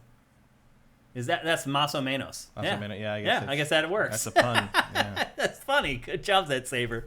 So anyway, again, don't forget to use that URL, creamls.com/sifted. We love Cray Mass. We love LS Cream. You may not be able to find it in your local liquor stores yet because they're working on distribution in other parts of the U.S. If you can't find it locally, make sure you use that URL. There's a store finder there. If you're watching this show on YouTube, we actually include a link to the store finder in the description below to make it easy for you guys. So we love Cray Mass. We love LS Cream. You guys should too. Go to creamls.com/sifted and find yourself your own bottle. All right, and with that, it's time to start talking about some games here. We're going to talk first 2 hours later. 2 hours later. I mean, this is where we've been, though. Like, the last, month and a half, it's like the first 2 hours are housekeeping, and then we review the games in the last hour. And that's what we're going to do here today as well. The first game we're going to talk about is a game called Creatures. I mean, I looked at it. I was like, I don't know. Can we get... No, we'll get through these. Oh, we will get through these. Yeah, I have it all planned out. It's not actually that much to say. Yep. We're going to talk first about Creatures of Ava. It is a game for PC and Xbox Series. And it feels like pretty much every game like that is also on Game Pass. There is some forward thinking on Microsoft's part where it signs deals with these games very early to make sure that they're only released for PC and Xbox, and then they put them on Game Pass, and it does that whole thing. And then, 6 months later, they're like, yep, that game's coming to PlayStation and Switch as well. Yeah, I'm sure this will be on everything. And I'm sure this will as well. But as of right now, it's PC, Xbox, and Game Pass only. It is yet another sort of new spin on the Pokemon gotta catch 'em formula, where you're catching critters out in an open world. This is an indie game, but its production values are pretty stellar, man. It really straddles the line between indie and big budget gaming. And this is yet another take on Pokemon. We had Pal World earlier in the year, which ended up becoming a smash hit, sold 35 million copies or something ridiculous. That's crazy to think about, Matt. Yeah. It really is. Especially because no one talks about it anymore. Right. It was just boom, Well, gone. the funny thing is the developers of that game have gone on the record saying, move on. They literally did. They're like, it's okay to go play other stuff. You should. We made this game. You guys loved it. You guys all bought it. You played it. You finished it. It's okay to move on to something else. They're basically saying, kids, wake up, man. There's more out there than just one video game. I love that a developer of one of those games did that. Now, Creatures of Ava it's a lot different than Pal World, honestly. It has a whole eco angle to it. You crash land on a planet. You get there's a bunch of critters. And you go about trying to save the environment in the area by clearing up all this corruption that's everywhere, but also saving the creatures on the planet. And there's the creature mechanic in this. You don't battle with the creatures like you do in a lot of other Pokemon clones. You basically... It's a very non-violent game. Yeah, you're like a Pied Piper. You have this flute that you use, and each type of creature has a song that you need to basically put them under your spell, and then you march them back as the Pied Piper back to this little corral, and then you basically hit this little device that sends them up to your ship. Or where are the creatures going? No, it's the main ship. Yeah. It's your pod that crashes. Right. And then but the ship up in the orbit is still there. And the idea is because the planet is basically doomed because of this withering thing, which is the corruption that you're clearing off. You also have a magic staff that you find in the first ruins you go into that lets you clear the corruption. And if there's corrupted creatures, you have to hold it on them, and it'll drain the corruption off them while they attack Luigi's you. Mansion. Yeah, while they attack you, and so you have to dodge them and get away from them. You can't fight back on them. You never hit an animal. You never attack per se. You drain the corruption off them, and then you play the flute to make them your friend, and then you can hug them. Yeah, that's really this game. And then they get zapped up to your ship. Then you zap them to the ship. Yeah. And there's photography in it, so there's a little bit of Pokemon Snap in here. There's a little bit of Luigi's Mansion, because when you quote unquote fight the animals, as Matt said, you're just draining the corruption off of them. So they have this bar that goes down as you zap them with your staff. And when it gets to 0, that all the corruption is gone, and you can go and play the flute, and then they follow you over to the corral. You zap them up, and they go up into your ship. What does the collecting of the creatures do? I was never able to figure out how it helps you in the game. Well, there's the 4 major areas. There are quotas you have to hit for each creature in the area. Yeah. And once you complete that, you complete the quest, which gives you a bunch of bonus stuff. And that's about it. That's really it. There's no reason to collect them. They give you XP when you collect them, but it's not a whole lot. It is not. Once you've gotten as many of each creature as you need for each zone, there's not really a reason to collect more. Yeah. Unless you've got 20 of them or something, drag them all over and turn them in for 200 XP. Great. But generally, once you've gotten that done, there's not a lot of you leave them around because you can also take, once you've got them under your flute control, you can also swap. You can basically take possession of them, and they each have abilities that let you clear out or get past environmental puzzles. Yeah, So there's walls that they'll knock down, or there's like things that they can break that will create like a new way to get through.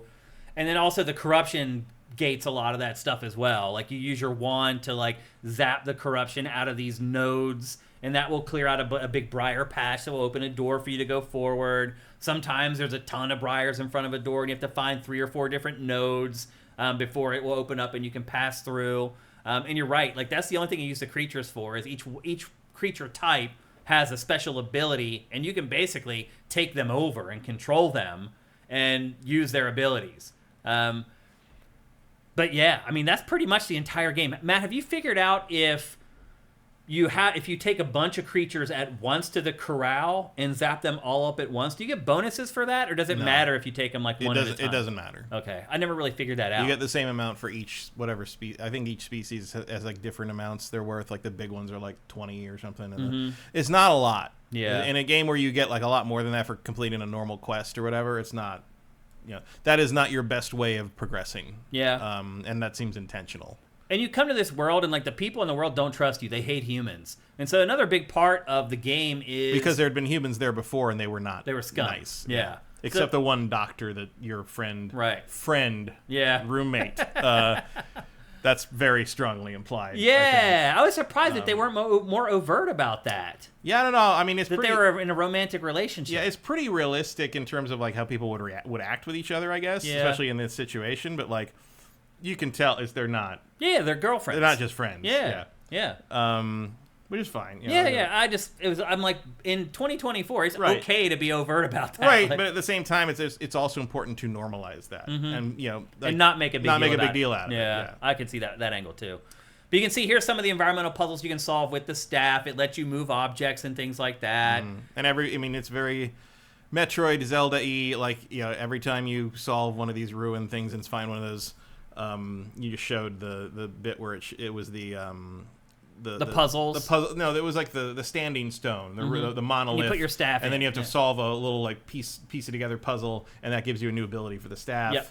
The staff abilities, though, like they're not. They're very specific to you're gonna need this for your next puzzle. Yeah, they're not very rewarding as far as like, oh, I can't wait to use that. It's like the second power up you get is like a more powerful version of like the first ability that you get, basically. It's the overcharge. Yeah. And which like lets you basically, or it's like it's kind of a zap spell, which lets you open some of the harder nodes to clear them, and then it lets you basically break the armor of armored corrupted characters of enemies. So it's fine. And then there's a separate set of skill trees for things, and you find objects to increase your inventory and your health and stamina, and it's everything you can think of in terms of your standard kind of action RPG is here, in a pretty abbreviated sense. Like it's not like it's like super. It's not super involved. You craft like 5 different things. There's not a billion different resources. Yeah, no one's going to be overwhelmed by the systems in this. Yeah. It's there, but it's very, very rudimentary. It's enough to say it's there, and that's about it. Same with the photography element of it. It's kind of the same deal. It's there, but it's not like a huge thing that constantly drives the experience. Like the core of the game is that it's an action RPG. Yeah, for sure. All the other stuff we've been talking about are kind of small parts of it. It feels like more than anything, it's a environmental platformer, like a puzzle platformer. Because you saw the combat for the first time just a couple minutes ago there. It's not challenging. You're not gonna die. I don't know how you would ever die in this game, honestly. I mean, early on you can take 3 hits and you die. Yeah, if you get hit by some of these charging, but it's so easy to. I mean, it's not here to challenge you. And you have so much health. Like I don't think you do have a lot of health, really. I found them everywhere. Like those. Oh, you find health. Yeah, you're never out of health objects. Yeah. But like your life bar is actually pretty fragile. Oh no, you're right. But you have so many flasks to take. It's like as long as you stay on it, you'll never die in this. Yeah, if you've played Dark Souls, you're gonna be fine. You're gonna overcompensate in this one for sure.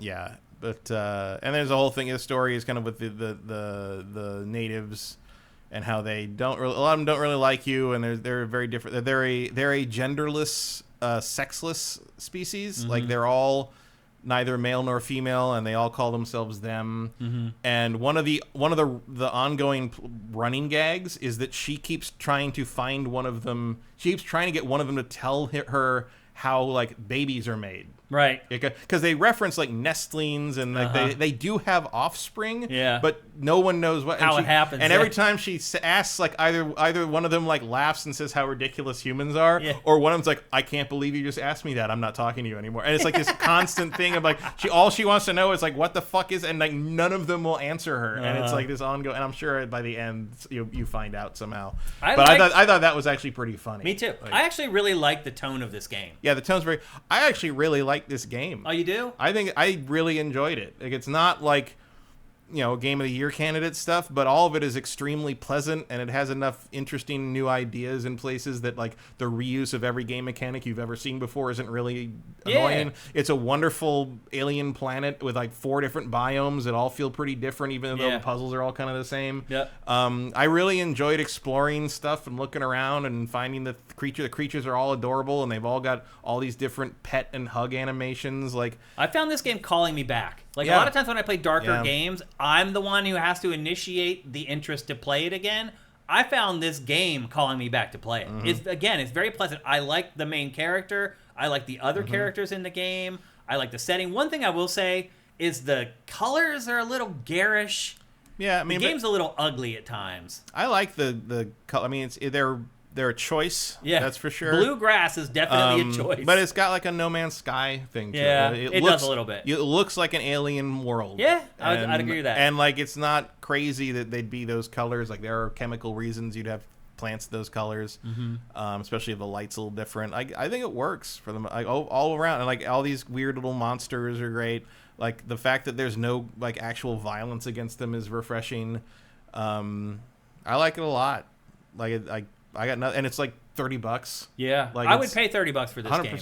Game. I didn't realize it was on Game Pass, and I bought it, and I found it later. It's on Game Pass. You know what? I'm fine with it. Yeah, a lot of these games are a lot of games like this lately. These kind of B tier, mid tier action RPGs. They're very dreary and oppressive, and I get sick of playing them after a while. I have to drag myself back to the game. This was the opposite. The game dragged me back to play it. Yeah, it was fun. It was refreshing. It's also a really good podcast game. Yeah. Like, you just run around the world picking up animals and solving little puzzles, and it's not super intensive. The story stuff is all told through subtitles and text stuff. It's fine. You're not really missing anything. If the music's good, but it's not amazing. It's another great Game Pass game. And even this, like, you can see, like, the music you have to play is visually represented, so you don't actually need to hear it. Like, it's they show you the pattern. And like, again, like, if you're hard of hearing or deaf, like, it's not going to be unplayable for you because of that. Like, it's all very thoughtful. It is, really, yeah. Like, would be how I'd describe it. And like, yeah, it's a positive thing but like, there is like an actual, like, problem in the game. Like, the tension doesn't feel like a fake dilemma. It doesn't feel like, oh, why would I? Because like, all these things are adorable. Why wouldn't you want to save the rabbit T-Rexes? One thing I will say though is that this game, unlike some of the other clones, does not really scratch the Pokemon itch. No, it's not a Pokemon game. Yeah, I mean, the comparison, like, you get the comparison in the sense of, like, it's adorable creatures you're sort of collecting. Yeah. But it is not a Pokemon. That's where it ends. You don't battle the creatures against the other creatures. Once you collect them, they don't do anything for you. Nope. Like, and once you send them up to the ship, you never see them again. Yeah. Like, they're out of sight, out of mind. Yeah, you got to go find another set to go do these things where you open these puzzles. So basically, if your favorite part of Pokemon is using, like, surf and fly, it's a festival in here. But it is not a cockfighting game. Yeah. Like, if that's your favorite thing, you're not going to find that here. Rigor Mortis UK says Kenna in space. A little bit, yeah. I think Kina's harder. Kina has the whole animal thing going on though too. And I mean, I think Kina is harder all around. Also, she has a staff. But again, you're right though. That is. But a it's good again, comparison. you're fighting with the staff. Yeah. It's like, this is a much more easygoing game. You solve puzzles with the puzzles are much simpler in this than Kina gets to, I think. Yeah, your young ones could play this with pretty much no problem. Yeah. You can see here's a skill tree. It's not overbearing. It's not crazy. And if you focus on the Navitar skills section up there, you can have that staff max. It makes combat basically pointless, completely unremarkable. Yeah. Like, you can drain even the strongest things in about 3 seconds. Yeah. But the crafting is kept to a minimum. It's not overbearing either. You can see there I just collected some resources. Yeah, very simple. As long as you can find health stuff everywhere. I was always full. I never. Yep. You find there's fun little things that give you an incentive to pick up all the different plants everywhere. Like there's a guy back at the main base, the main village, who like wants you to bring him one of everything so he can plant them. And then once he plants them, you can go collect any of the materials from any biome at that one location, which is great. Yeah. So it's like there's thought here. It's a like, thoughtful game for sure. Yeah, for sure. Yep. I had fun with it, and I really I would like pay it. $30 with it for this, no problem. 100%. So when this game comes out, inevitably for PlayStation and Switch, and you're like, "Hey, I'm gonna go back and watch this review to see what Shane and Matt thought of this game," get it. Yeah. I had a ton of fun with it. I'm still playing it. I haven't quit, and I'm not gonna quit. So and again, I imagine I'm definitely. I hope I finish this. I'd like to finish this before Outlaws. Yeah. Because I like to get this done. Another great Game Pass game, though. Yeah. It's one of those games maybe you wouldn't want to pay full price for, but if you're just paying $20 a month for a subscription service and it's one of the games there, absolutely give it a go. But I would not. Matt did buy it for $30. I would not regret buying it for $30 at all.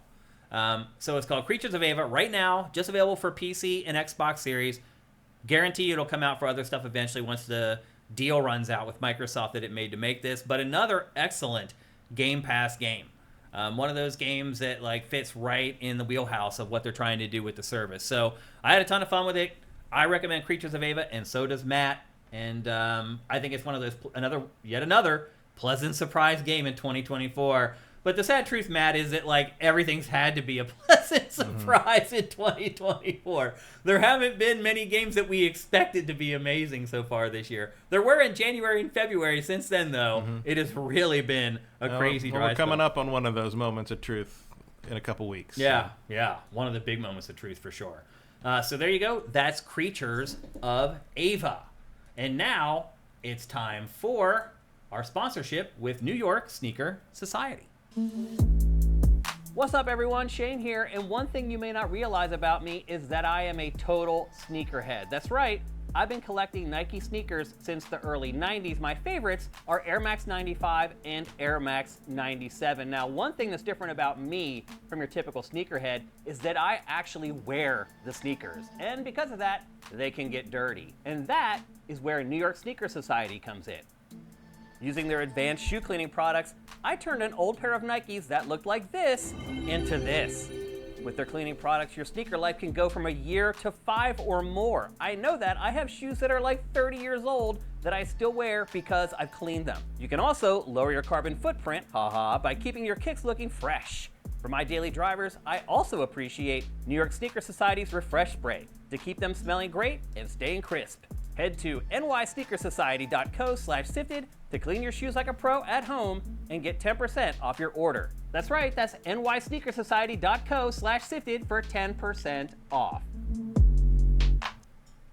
That's right, make sure you use that URL, nysneakersociety.co/sifted, because not only do you get 10% off with that URL, you get 15% off. As I've been saying the last couple weeks, I highly recommend getting the wipes and the spray if you're looking to conserve your money, but you still want to make your shoes look nice and crispy clean. Those are two things you can get that will make a big difference for you in your day-to-day life. But if you really want to revive some of those old shoes you have in the closet, buy some of the bigger packages, and that's where that 15% really, really pays off. So again, go to nysneakersociety.co/sifted, use that URL to get 15% off. And then one of the things we like to do for this sponsorship is bring a smaller game to your attention. An indie game, usually, this kind of made a mark with you guys at sifted.net during the week. And I'll admit this week was a really slow week for indie games. Like, I think we only put up like 5 or 6 trailers for indie games all week. I don't know why. It just happens every once in a while. But undoubtedly, the game that you guys have resonated with the most from this week is a game called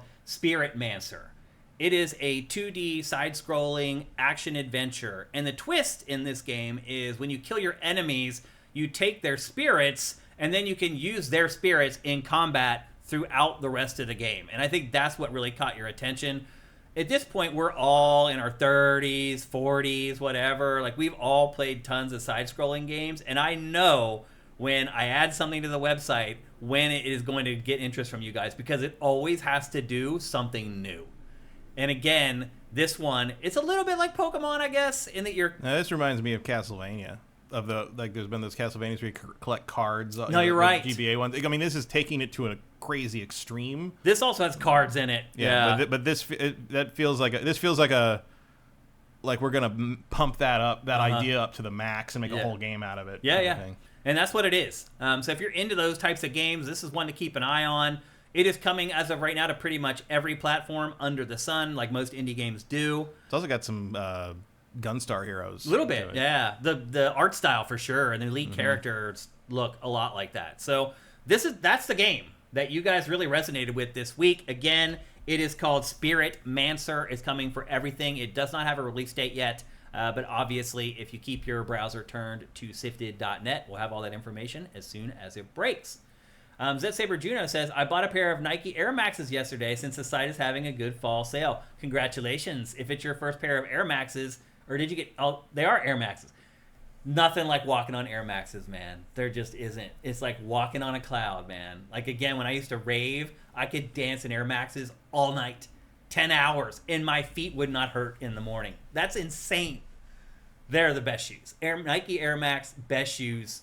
Prove me wrong. That's all I got to say. I know a lot of people like Dunks and things like that. There are other shoes that you may think look better. None of them feel better to wear. So congratulations, Zed Saber, on getting yourself a pair of Air Maxes. Now, go to nysneakersociety.co, get yourself some wipes, and keep those suckers clean. And if you take good care of them, they will last you for years and years. They're more expensive, but they're totally worth it.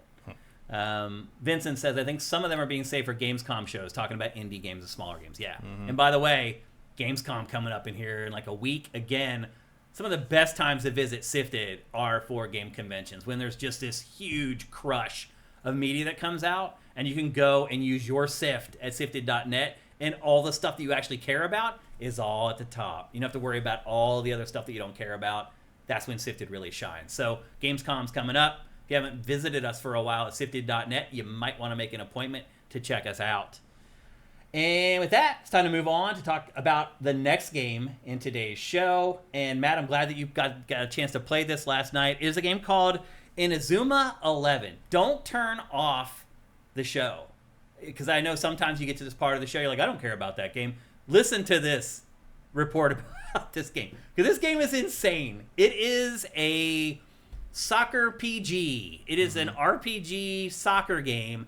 And I'll be honest with you, Matt. Part of a long franchise. Yeah. Been around forever. It's made by Level 5, who you may recognize. Most of its games look like this. They're like, except usually they're like anime-driven adventure games. They don't venture into RPGs all that much, except for this franchise. Has this franchise come to the West before? No, I think this might be the first. I think it's the first time.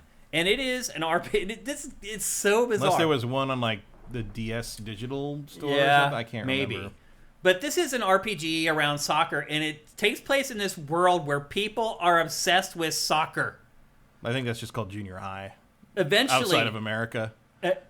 I don't know, man. Like, it gets insane after a while. I mean, it's very exaggerated because it's an anime sports thing. I laughed out loud at this 30 times. You want to talk about roommates? Yeah. There's some gay coding in this that like would send certain people into conniption fits.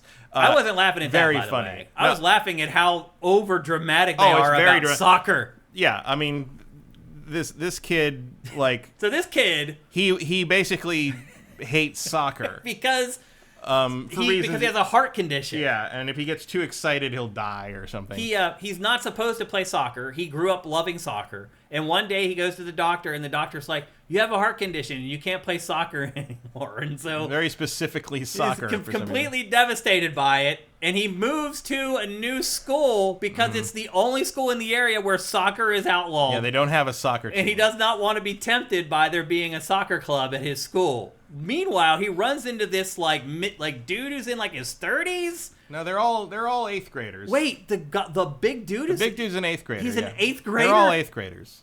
He looks like he's 30. It's anime. He's a soccer star, and he has fallen out of love. Now he's a thug who just wanders this very quiet town and gets involved with the 3 gangsters who are in there for some reason. Yeah. And our boy here tries to save him. They attack him with a pipe. But he intervenes in this fight because he watches the other kid, the big kid, whose name is like Bartleberry or Brittle or something Brittle, like that. But like you hear them talk, and it's clearly not what they're saying. Right. Like his name is some actual normal Japanese name. Yeah. There's a lot of that. It's like how they call it football at all times. Right. You know, but like when you hear them speaking Japanese, they're clearly saying soccer. Right. Like, it's like okay, so. But like soccer, by the way, is an older name for the game. I know. Invented in England. I know. Great. The name is from England. It's not. Yep. We didn't do that. Although people in Europe hate us for calling it soccer. Americans didn't do that. That comes from England. That's not our fault. Yep. But the subtitle. Erebus Jones says definitely triggered by the constant use of the word soccer. Yeah, well, you guys did it. Like that's a British thing. Erebus Jones is and from we just the never UK. changed it. The localization calls it football through the whole thing though, so don't worry about that. Yep. But he sees the kid fight these guys, and he fights them, of course, by just kicking them. Yeah. And he recognizes the once in a generation quality of his legs or something. Yeah. So he dives in and gets hit in the back of the head by a lead pipe to protect, because he's going to hit the kid in the knee, and he had to save those 1 in a million muscles from a. It's the gayest thing. I mean, it's not played that way, but like there's no other way to read it, and it's like it's just that he's so obsessed with soccer that he can't bear to see a great soccer player be injured. That's how it's portrayed in the game. But I assure you, the fan fiction is not going to be about that. Like they know what they're doing when they do this shit, and like, so that is sort of the original premise, and inevitably, like I haven't actually gotten to play soccer in this game yet. So I'm only like 2 hours in. I had to go to sleep. If you wanted me to be awake for this. So here's my question, Matt. There's 2 modes. This demo is gigantic, by the way. Yeah. And it's on pretty much everything. Here's the thing. I played. So there's a story mode, which is what you're seeing right now, and then there's a competition mode. Mm-hmm. This story mode, I've played it for like 4 or 5 hours. I've never actually played soccer in the story mode. Will I eventually I play believe soccer? Eventually you do run the soccer You team. do? Yeah, because you have stats that are going up related to soccer. Yeah. And like But see, the turn-based combat though is soccer. You're kicking the soccer ball into them. The magic soccer ball, but then what you're really doing is you're arguing with people. Like it's like a social interaction. While playing rock, paper, and you have to scissors. pick the one, because each one is assigned a rock, paper, or scissors, and you have to look at the hands of the characters you're fighting to see what they're going to throw and pick the counter to that. And then you do more damage with your attacks. And then if they do a super move, you have to count them. You'll cancel the super move, and you build up your tension meter enough. You can do your big super finisher. And this is where this kid meets you in school and realizes that you're an introvert, and he wants you to show you around anyway. So you have to basically get past, like the RPG fight here is getting him to leave you alone. Pretty much. And like so the moves are like trying to sneak past him and like looking at your phone and ignoring him, but it's all played like a fight. Yeah, it's very funny. Clever. Yeah, and all the fights are that way. They're all tied in that way. And it gets more complex. Eventually, you get more characters, and like the enemies have like barriers up. You have to use a certain character type to break through, and then you can start attacking again. Like there's a lot happening here. Yeah. It's actually a pretty involved combat system. It really is. I was surprised by that, but I also and look at how handy, like down in the corner, like down in the middle there, shows you how in case you don't know how paper, rock, scissors works, and then it shows the types and what beats each type against like those things. So like, very, very considerate. And you can see the meter in the top left, your tension meter. When it gets to the top, then you can pull off your you see him trying to sneak past him, like. It's very funny. Like I laughed a bunch of times playing this, but I never got to soccer in this mode. No, I think eventually. Well, so what I think is going to happen is I believe you are going to end up having to be the goalie. Because that way you can keep your heart rate down, and you just have to like not get too excited when the ball comes to you, right? Yeah. But he's going to basically be like the coach because I think he's like a super soccer strategy like prodigy or something. But like because you bond with the bigger kid and like he starts following you around for some reason. Right, he becomes your bud. Because it's his fault that there's no soccer team. Because he's like from this rich family and his father plans every aspect of his life out, and he decided that playing soccer is too barbaric or something. So because he's the biggest donor to the school, he basically forces them to eliminate the soccer team. Yeah. And like but this kid's just like he sees the once in a generation miracle of his legs, and it's like these legs must play football, and it's like it's whole very thing is just crazy. It's very heightened. Yeah. But it's fun. It is fun. There's no other game like it. There really isn't. And then eventually, and I'll just skip forward to the B-roll here, eventually you do start playing soccer. And once you start playing soccer, it reminds me of this football game that came out in Japan called Ice Shield 21 for the Wii. And it is an American football game where you don't really play the sport. It's like the whole game is broken down into moments. And so Ice Shield 21, it's like the game plays itself until it comes time to tackle. And then you need to dodge to not get tackled. This works the same way, although you do have a little bit more control in this. You actually do control your characters running on the pitch, and you control who they pass to. But what happens is the whole game is kind of broken down into these one-on-one moments where either you have the ball and the other team is trying to defend against you, or vice versa. You're trying to play defense. And once that happens, like, basically if you're on offense, you have 2 moves. And if you're on defense, you have 2 moves. You can like hop left or right, and you can slide tackle. And then if you're on offense, you can basically hop left or right and then burst past them. And that's like the whole gameplay. When you first start playing it, though, it's awesome. It's like overwhelming. Like you have all these shots. Like there's a tension meter is in the soccer as well. You can see it in the top left. Once that meter gets to the top, then you can pull off crazy over the top either kicks or saves or slide tackles or whatever. And again, so here you're seeing this like one-on-one moment there. That's how this whole game works. First you get your guy in position, and then it breaks down into these moments where you need to either juke around the defender, or if you're the defender, you need to make sure you have good position and stop them from juking around you. And that's how the game is pretty much played. And at first, it's awesome. You're like, oh my god, this is like the craziest take on soccer or football I've ever seen. But then it also starts to settle in that, like, okay, actually, I only have 2 moves for each one of these confrontations. It eventually becomes shallow, I guess. Well, I think that's why, like, it needs to be an RPG, because then you have investment in the team and the characters in a different way. Yep. As you finish each match, even if you lose, these are all specific. Like, I think a lot of these are specific characters from the other games as well. Oh, sure. I think these are like known. If you play the series, you know who they are. Yeah. Yeah. And after you finish each match, each character on your team, all 11, level up. And they'll get new abilities. They'll get new over-the-top kicks. They'll get new defensive moves. Your goaltender will get new ways to save the ball. And there's like really what the most strategy in playing the game is the power meters. Because eventually over time, if you keep making the goalie make saves, his power goes down. And eventually it gets to a point where as long as you kick the ball hard enough, you can kick the ball through the goalie into the goal if you've whittled down his power enough. And you can see right there his meter above the goalie's head right there. Eventually it'll get down to 0 and he's unable to make saves. But if you're playing the goalie and your meter gets down to 0 and you're like, crap, man, they're going to score no matter what, you also have special moves that you can pull as the goalie, special ways that you can save the ball to stop power kicks or whatever. So that's kind of how the game plays. I'll just be honest. I played 1 game against bots. I played 4 games online against other players. And like by the time I got to the 4th game, I was like, I don't know if I really want to play this anymore. It just got to where it was really random. I also got to the point where I was able to burst past people I was playing against almost every time.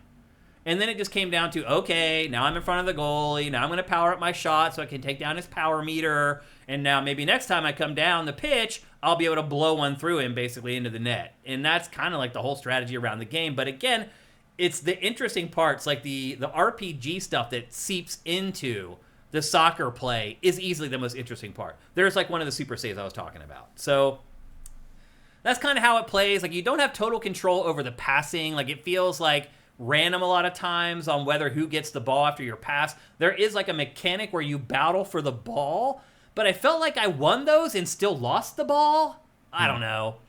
A lot of winning or losing in this felt kind of random to me when it ultimately came down to it, and that's why it didn't last with me for a really long time. But I'm just telling you, there's no other game like this game. None.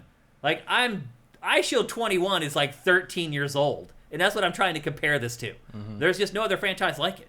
Even like the other like Golf Story, the other sports RPG games, it's like little subgenres going on. None of them are really like this even. No, like there have been visual novel things in some of the other sports. I mean, the biggest ones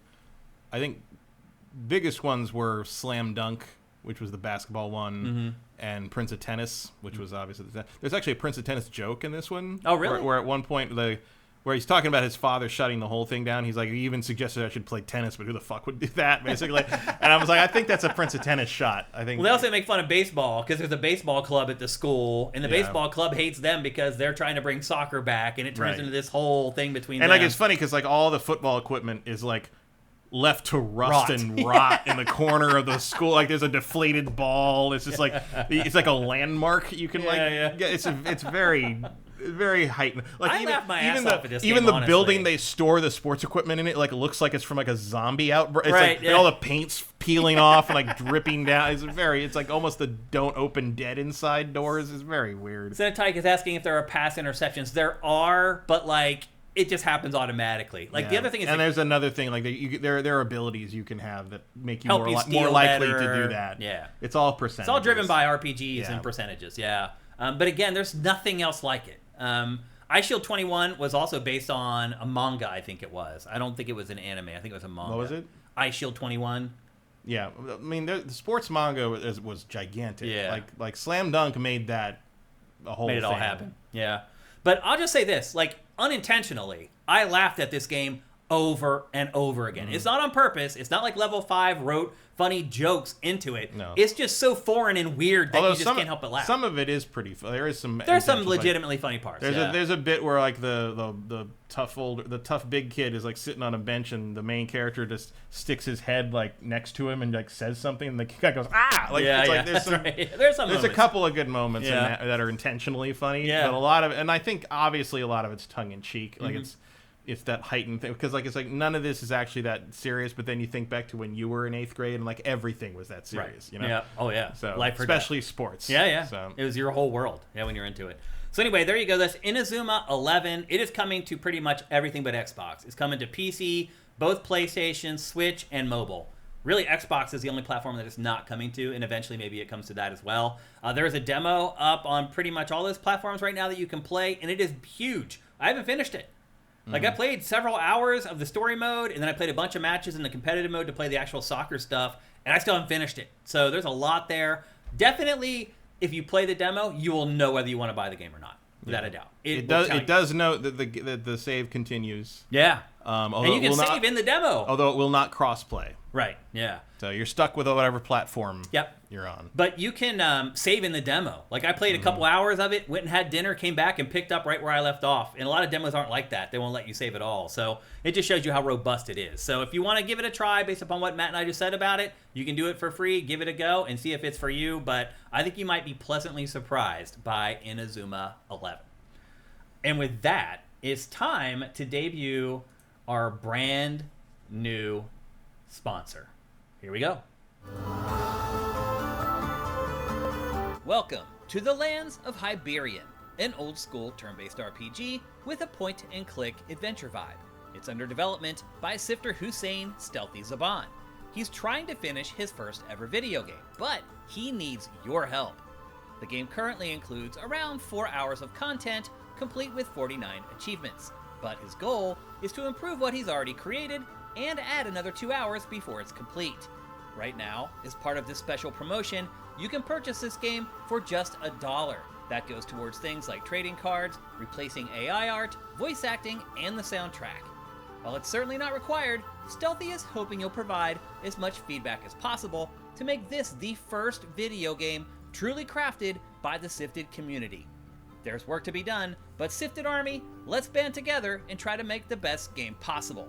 It's in Steam Early Access right now, and you can find a link to its product page in the description below, or just search for The Lands of Hyberian on Steam.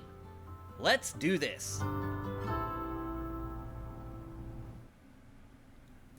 So this is really cool. This is unlike any other sponsorship we've ever had. Sifter Stealthy, you guys see him on the site all the time. He's a very active member. He has been working on this game for quite a while now. He's been talking to me about this for quite a while now. I mean, he wanted to get it to a place where it's actually functional and working before he started getting you guys in on it. But the idea here is that, like, we all band together and help Stealthy finish his first ever video game. The game right now, as a part of this promotion, is selling for $1 on Steam. It's called The Lands of Hyberian. So if you're listening to this on a podcast service and you want to take part in this, go to Steam and search for The Lands of Hyberian. You can find it. If you're watching this on YouTube or on SIFTD, there's a link down below to its Steam page. But the whole idea here is that he's got the game up and running. It's obviously still rough, and he's still doing a lot of work on it. But he wants all our input to make the game better and get it across the finish line. I love it. I love the idea behind it. I hope more of you guys get inspired by this to make your own games, and then maybe we can do the same thing with your games. It would be really cool if we could turn into a little like consulting firm helping sifters, fellow gamers with creating their own games and making their dreams come true. So again, it's called The Lands of Hyberian. If you're listening to this, go and search for it on Steam. But if you're watching this on YouTube or on SIFTD, just go down below and I'll have a link to the Steam page where you can go and help. And again, it's just $1. I think it's the lowest thing he could charge on Steam to get you guys involved. So he does. I think he has to charge at least something for it. He couldn't just give it away. Yeah, for anything lower, I think it has to be a sale or DLC or something. Yeah. So anyway, that's the cheapest that he can make it available to you guys. Let's rally around Stealthy and help him get his game across the finish line. And I really hope this inspires other things like this in the future where you guys start making your own games and we can promote them to our audience here and make them better with all the people. Because let's be honest, you're not going to find many online audiences that know better what a good game has or does not have. And I think we can all work together to make something really cool. So anyway, help Stealthy out. The Lands of Hyberian on Steam. Go pick it up for $1. Give it a play. We'll start delivering feedback. Probably what we're going to do is create a forum thread on SIFTD dedicated to the Lands of Hyberian. And then we'll just have a place there for you guys to go in and give your feedback and for Stealthy to reply to you guys, let you know what he's working on, what he isn't working on, all that kind of stuff so we can create that dialogue to help him make his game better. So anyway, there you go. That's the Lands of Hyberian. And with that, we're going to talk about the last game in the show. Very briefly, Matt, you need to review this game in 5 minutes. Do you think you can do it? That's good because that's about how long I played it. Oh, really? You didn't play it long? I played it for like an hour or two. Okay. It's not very good. Okay. This game is called That Time I Got Reincarnated as a Slime. And then what's the subtitle? Isekai something or other. Something, I don't know. It's based on a very popular manga and anime.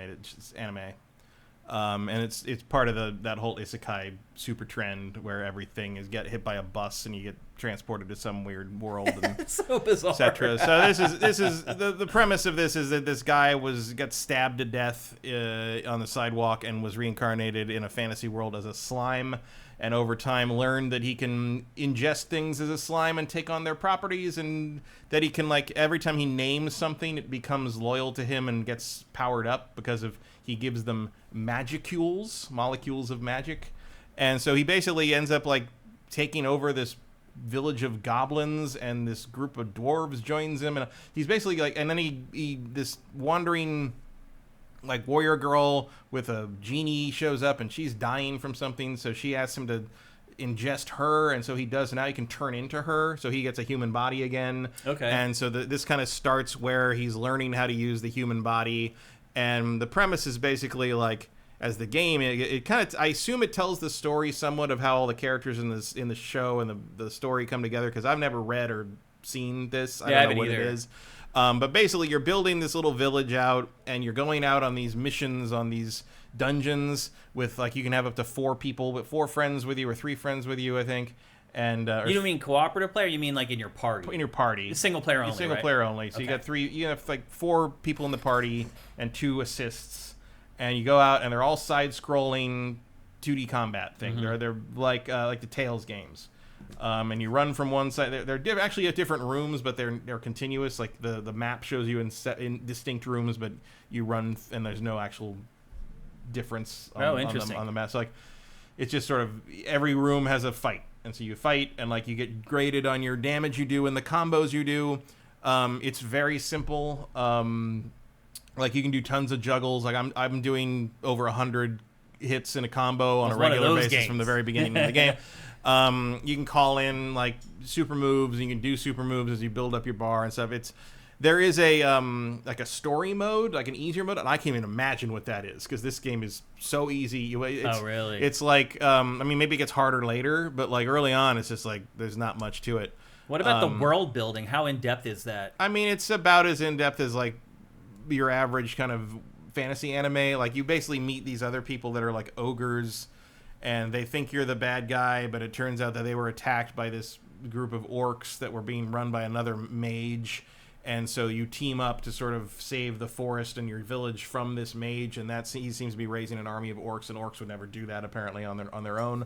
So it seems to be sort of you versus this other threat, and as you go through, you're building up the village to kind of go out and do harder dungeons to gather more resources, to build more stuff in the village, to go out and do harder dungeons. And the cycle repeats. That's your loop. Yeah. And you can upgrade the characters, and they've got these huge skill trees. You get points for defeating enemies and all that. There's a bunch of... How much can you control your party members? You can switch between each one at will. And you can swap back and forth. They will attack. Are there combos between multiple characters where you start with one and... Sort of, but like it's the switching isn't that immediate, really, but like they will jump in and do something, and you can obviously capitalize on what they're doing. The better combos come from using your assists, which are like left on the D-pad and down on the D-pad. Those recharge over time. And then you've got... super moves that you can use that charge up over the court, and you can switch between each one as like you use those up and jump in. You've got other abilities that like magic abilities used for SP points. Those break down guards because a lot of enemies have guard on them. You have to hit them a certain number of times, and it flashes blue until it turns red, and then you can juggle them, and that's how you make them harmless. When they attack you, that's like an exclamation point appears, and if at the right time you hit the RB and you dodge out of the way, and you get time slows down, you hit the button, you basically witch time from Bayonetta, and you get a stronger counterattack. That is the whole thing is so visually chaotic that actually the exclamation point is your only hope. Like it pops up over all the big flashy light effects, and so you can see it. So you're not really reacting to the enemies, you're reacting to the interface, which is a little odd. Yeah. It's really not very engaging. It's you also said it's very easy, right? It's pretty easy. It's very straightforward. Like the characters are very stock, very standard anime tropes. Characters. Yeah. It's all super predictable. The fact that you are a male who was reincarnated as a slime and are now turning into a prepubescent girl is very weird. What's the deal with the slimes? And one of the goblins keeps asking if you do certain things if your boobs will grow, and then you knock him out it's like a running gag, it seems to be, or something. Okay. And I'm like, I don't know. And then like he turns like the slime turns into a young girl, but everybody still calls the character he. So it's apparently I don't know. You're really very progressive, I guess. It's I'm not sure how that all works. I've never seen the source material, so I don't know if that's a plot point that comes up, or the character grows up later or something. I have no idea. Mostly the character is very excited that they can taste things again. When I hear slime, I think Dragon Quest. Yeah, it's pretty much that. So, but this isn't like related to Dragon Quest, right? Yeah. But slimes go back to D&D. Yeah, it feels like it's like this thing. If you look at the slime is in some of that footage. Yeah. And if you notice, they are working very hard to make it legally distinct from the Toriyama Dragon Quest slime, because it doesn't have eyes. Is the main thing. It's shaped like a little teardrop, but it doesn't have eyes. Yeah. That's early on. That's one of the first things that the slime learns is the ability to see things, which it learns from a dragon. Okay. Who asks for help, and then you eat the dragon to help the dragon learn to escape this plane of reality or something. Wait, what? I don't know. That happened very fast, and I wasn't really sure what it was talking about. Okay. So it's a pretty mediocre game. It's like it does, it's got the base building stuff, but it's not as good as like a lot of other base building things. Yeah. It has the side-scrolling sort of combo style beat 'em up stuff, but it doesn't do it as well as any of the Tales games. And the real problem is this game's $60.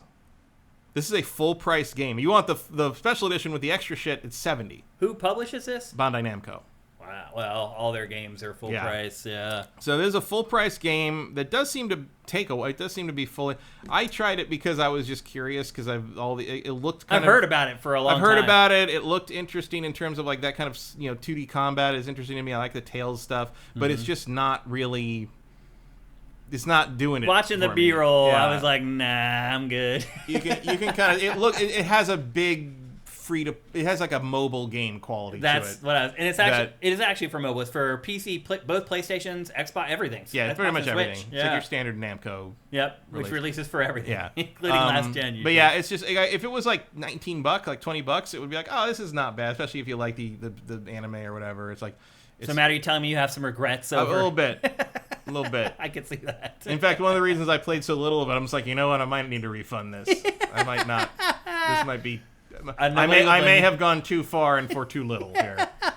This is what we're doing, people. We're jumping on grenades for you all to make sure we have games to talk about. Well, yeah, I was like, it's nothing fucking else. I was like, the only thing I played this week is Creatures of Ava. Maybe I should try this. At least this is a funny title. Like, yeah. I don't know. I mean, I'm glad that it's been a little bit slower because I have all this other stuff I'm trying to do, getting ready for like GameFace, the new GameFace, graphics, and all this other stuff that's going on. Like, it's worked out for me. It's probably not worked out great for you guys, of people who just like to watch GameFace and watch Matt and I talk about awesome games.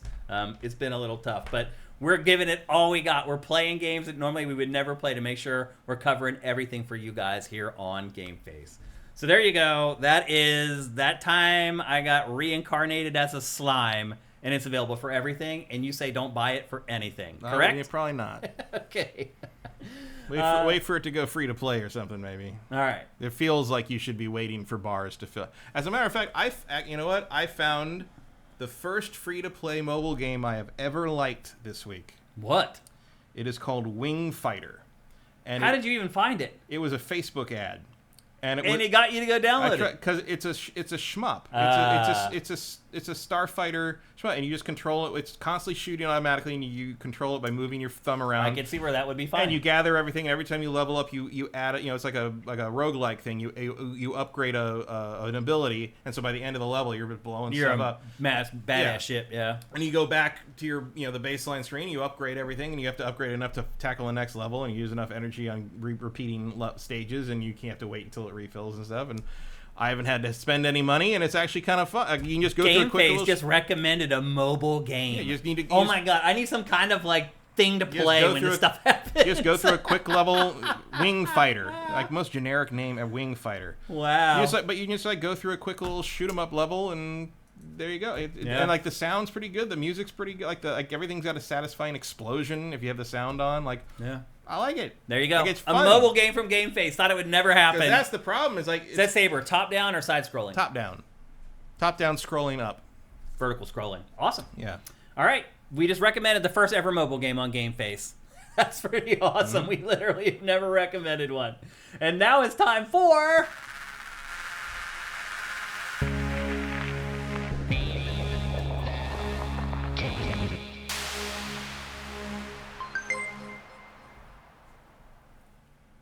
All right, Sifters, it's time for Name That Game, where I show you 5 screenshots from a video game, and you try to guess the name of the game before this dude right here. A couple things before we get going. You can only win once per calendar year. If you've already won this year, meaning 2024, do not play. The chat goes into slow mode, meaning you can only put one chat in every 60 seconds. Keep that in mind. You could get screwed if you're just spamming a bunch of game titles into the chat. And then finally, if you do not play PC games, or if you do not know somebody who would like to play PC games, please do not play, because if you win this, you win a free PC game. That's not BS. You actually get a game. So we want to make sure that that game goes to somebody who's going to play it, and it is yours.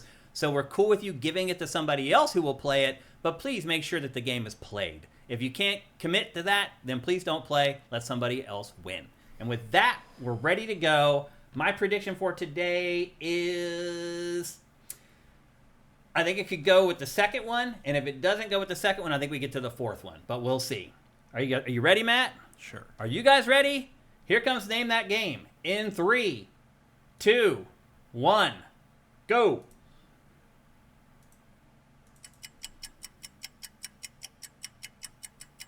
Vincent says technically it is recommended as Inazuma 11, which is on mobile. He's right. That's a good point. But I'm pretty sure this is only on mobile. Yeah, it is. Control, no. That's a good guess, Mike's Q. Any other guesses? What I've noticed lately, Daikatana, no. People have been nervous to guess on the first one lately, I've noticed, because they're afraid that the next image is going to give it away and they won't be able to put their chat in. Mankind Divided, 2 for Deus Ex, no. Prey, no. Max Payne 3. Not Max Payne 3. This is actually a pretty good screenshot for the first one. This gives away a lot. Metal Gear Survive, no. Any other guesses on this first one? I give away a lot more in this one than I usually do. Cyberpunk 2077, no. Red Steel. Not Red Steel. That's a good guess, though. I bet you the Jaggies are what made you think. A little bit. Well, like the fact, the hand and the thing up there. Yeah. Cyberpunk. Also the sweatpants. Like whoever that is wearing sweatpants. It's a sweatpants like like thug. That's a good catch. Deathloop, no. Cyberpunk 2077, no. Remember Me, no. Syndicate, no. Any last guesses before we go to image 2? Get them in. Going in 3, 2, 1. Okay, here we go to the second image. In 3, 2, 1, go! That one gives away a lot, too. That's why I thought this one might give it up.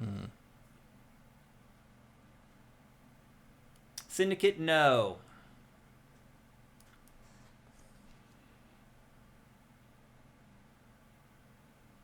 Metal Gear 5, no. I can see that, though. I can see where you got that from. Dishonored, no. Half-Life Alyx, no. Mark Echo, Contents Under Pressure, no. Eric Cartman is pulling that one out. Turning Point, Fall of Liberty, no. The Last Armored Core, no. Army of Two, no. These are all good guesses. I can see where you guys are getting all these from, but no. Binary Domain, no. I love playing this because it does bring up a lot of games that I had like completely forgotten about. Death Stranding, no. Lots of guesses on that. Oh, we have the winner. It's Stealthy SA. Is that Stealthy who we just did the promotion for? Rigged. You got it, though. Stealthy SA with the Killzone Shadowfall. Great job, man. I thought somebody might get it from this one. But it is, in fact, Killzone Shadowfall. Great job. Stealthy, is that you? Is that your account? Stealthy's a pretty common name online, so it could be somebody else. So I'm not sure. Is he going to tell us? He just did. Oh, he did? Oh, yes, thank you. Awesome. That's great, man. Congratulations. How perfect was that? That we run the marketing for your game for the first time and you win Name That Game. That is freaking awesome, man. It's perfect. Chef's kiss, as they say. Congratulations, Stealthy. Obviously, you know how to get in touch with me for your free game. We've been emailing back and forth and messaging on SIFTD, so you know what to do. That's awesome, man. That's what I like to see. Well, that's going to do it for GameFace episode 399. Next week is episode 400 right here at twitch.tv/SiftedGames at 1 p.m. Pacific, 4 p.m. Eastern. A couple things before we go. We are supported 100% at patreon.com/sifted. That's SIFTD. It would be great if you could go there and give us a pledge for just $4 a month. You get all our content early. You get GameFace, this show, 4 days early. You get Pactor Factor a week early. All our other content at least 3 days early. We really hook up our patrons here at Sifted. But if you can't afford that, you can help us with Twitch Prime. If you're watching on YouTube and you're an Amazon Prime member, just go down below. We give you step-by-step instructions on how to do it. And if you've already hooked up your accounts, it literally takes 3 seconds to do it every month for us. Again, go to twitch.tv/SiftedGames and just click that little bar on the right there. There's a drop-down. Go down to the bottom of the drop-down. Click, click, done. And you give us a free $2.50. If you don't have an Amazon Prime subscription and you don't have any money to help us, there's tons of other stuff you can still do. And I did notice last week that some of the folks on YouTube did make a point to leave a comment on the show, and I appreciate that. I noticed it. So you can do that. You can leave a comment. You can like the show. Make sure you're subscribed to Sifted on YouTube. That makes a difference. But I think the biggest thing you can do, biggest things you can do, review the show on whatever podcast service you're listening to it on. If you're on Spotify right now, go and do it right now. If you're on Apple Podcasts right now, go and do it right now. So you can leave reviews. That's great. Or you can share it on social media. That is huge for us. If you have any other people who love games that follow you or you're in groups, share it. If you're on forums out on the internet, share the show. I just saw today somebody did something very clever. They were talking about their new phone that they got. And they were in a group with a bunch of other people on Twitter talking about the phone. And he had GameFace running on the phone. And so he's like, look at the phone. It's really cool. Also, here's this really cool podcast that I love about video games, and you guys should be watching it. That's chef's kiss. If you can do stuff like that, even if you don't give us a dime, it can make a big difference for us. We really, really appreciate it. So here we go. Next week, we'll have episode 400. The show is going to look a lot different than you're used to. I hope you guys all like it, but you'll just have to wait until next Tuesday to find out. So thanks to everybody on chat. You guys are awesome. You guys are always awesome. Fact-checking us, adding to the discussion. Thanks to everybody who subscribed with Twitch Prime today in our chat. Appreciate that very much. You guys are all making a difference for us. Hope you guys have a great week filled with awesome games. GameFace is up and out.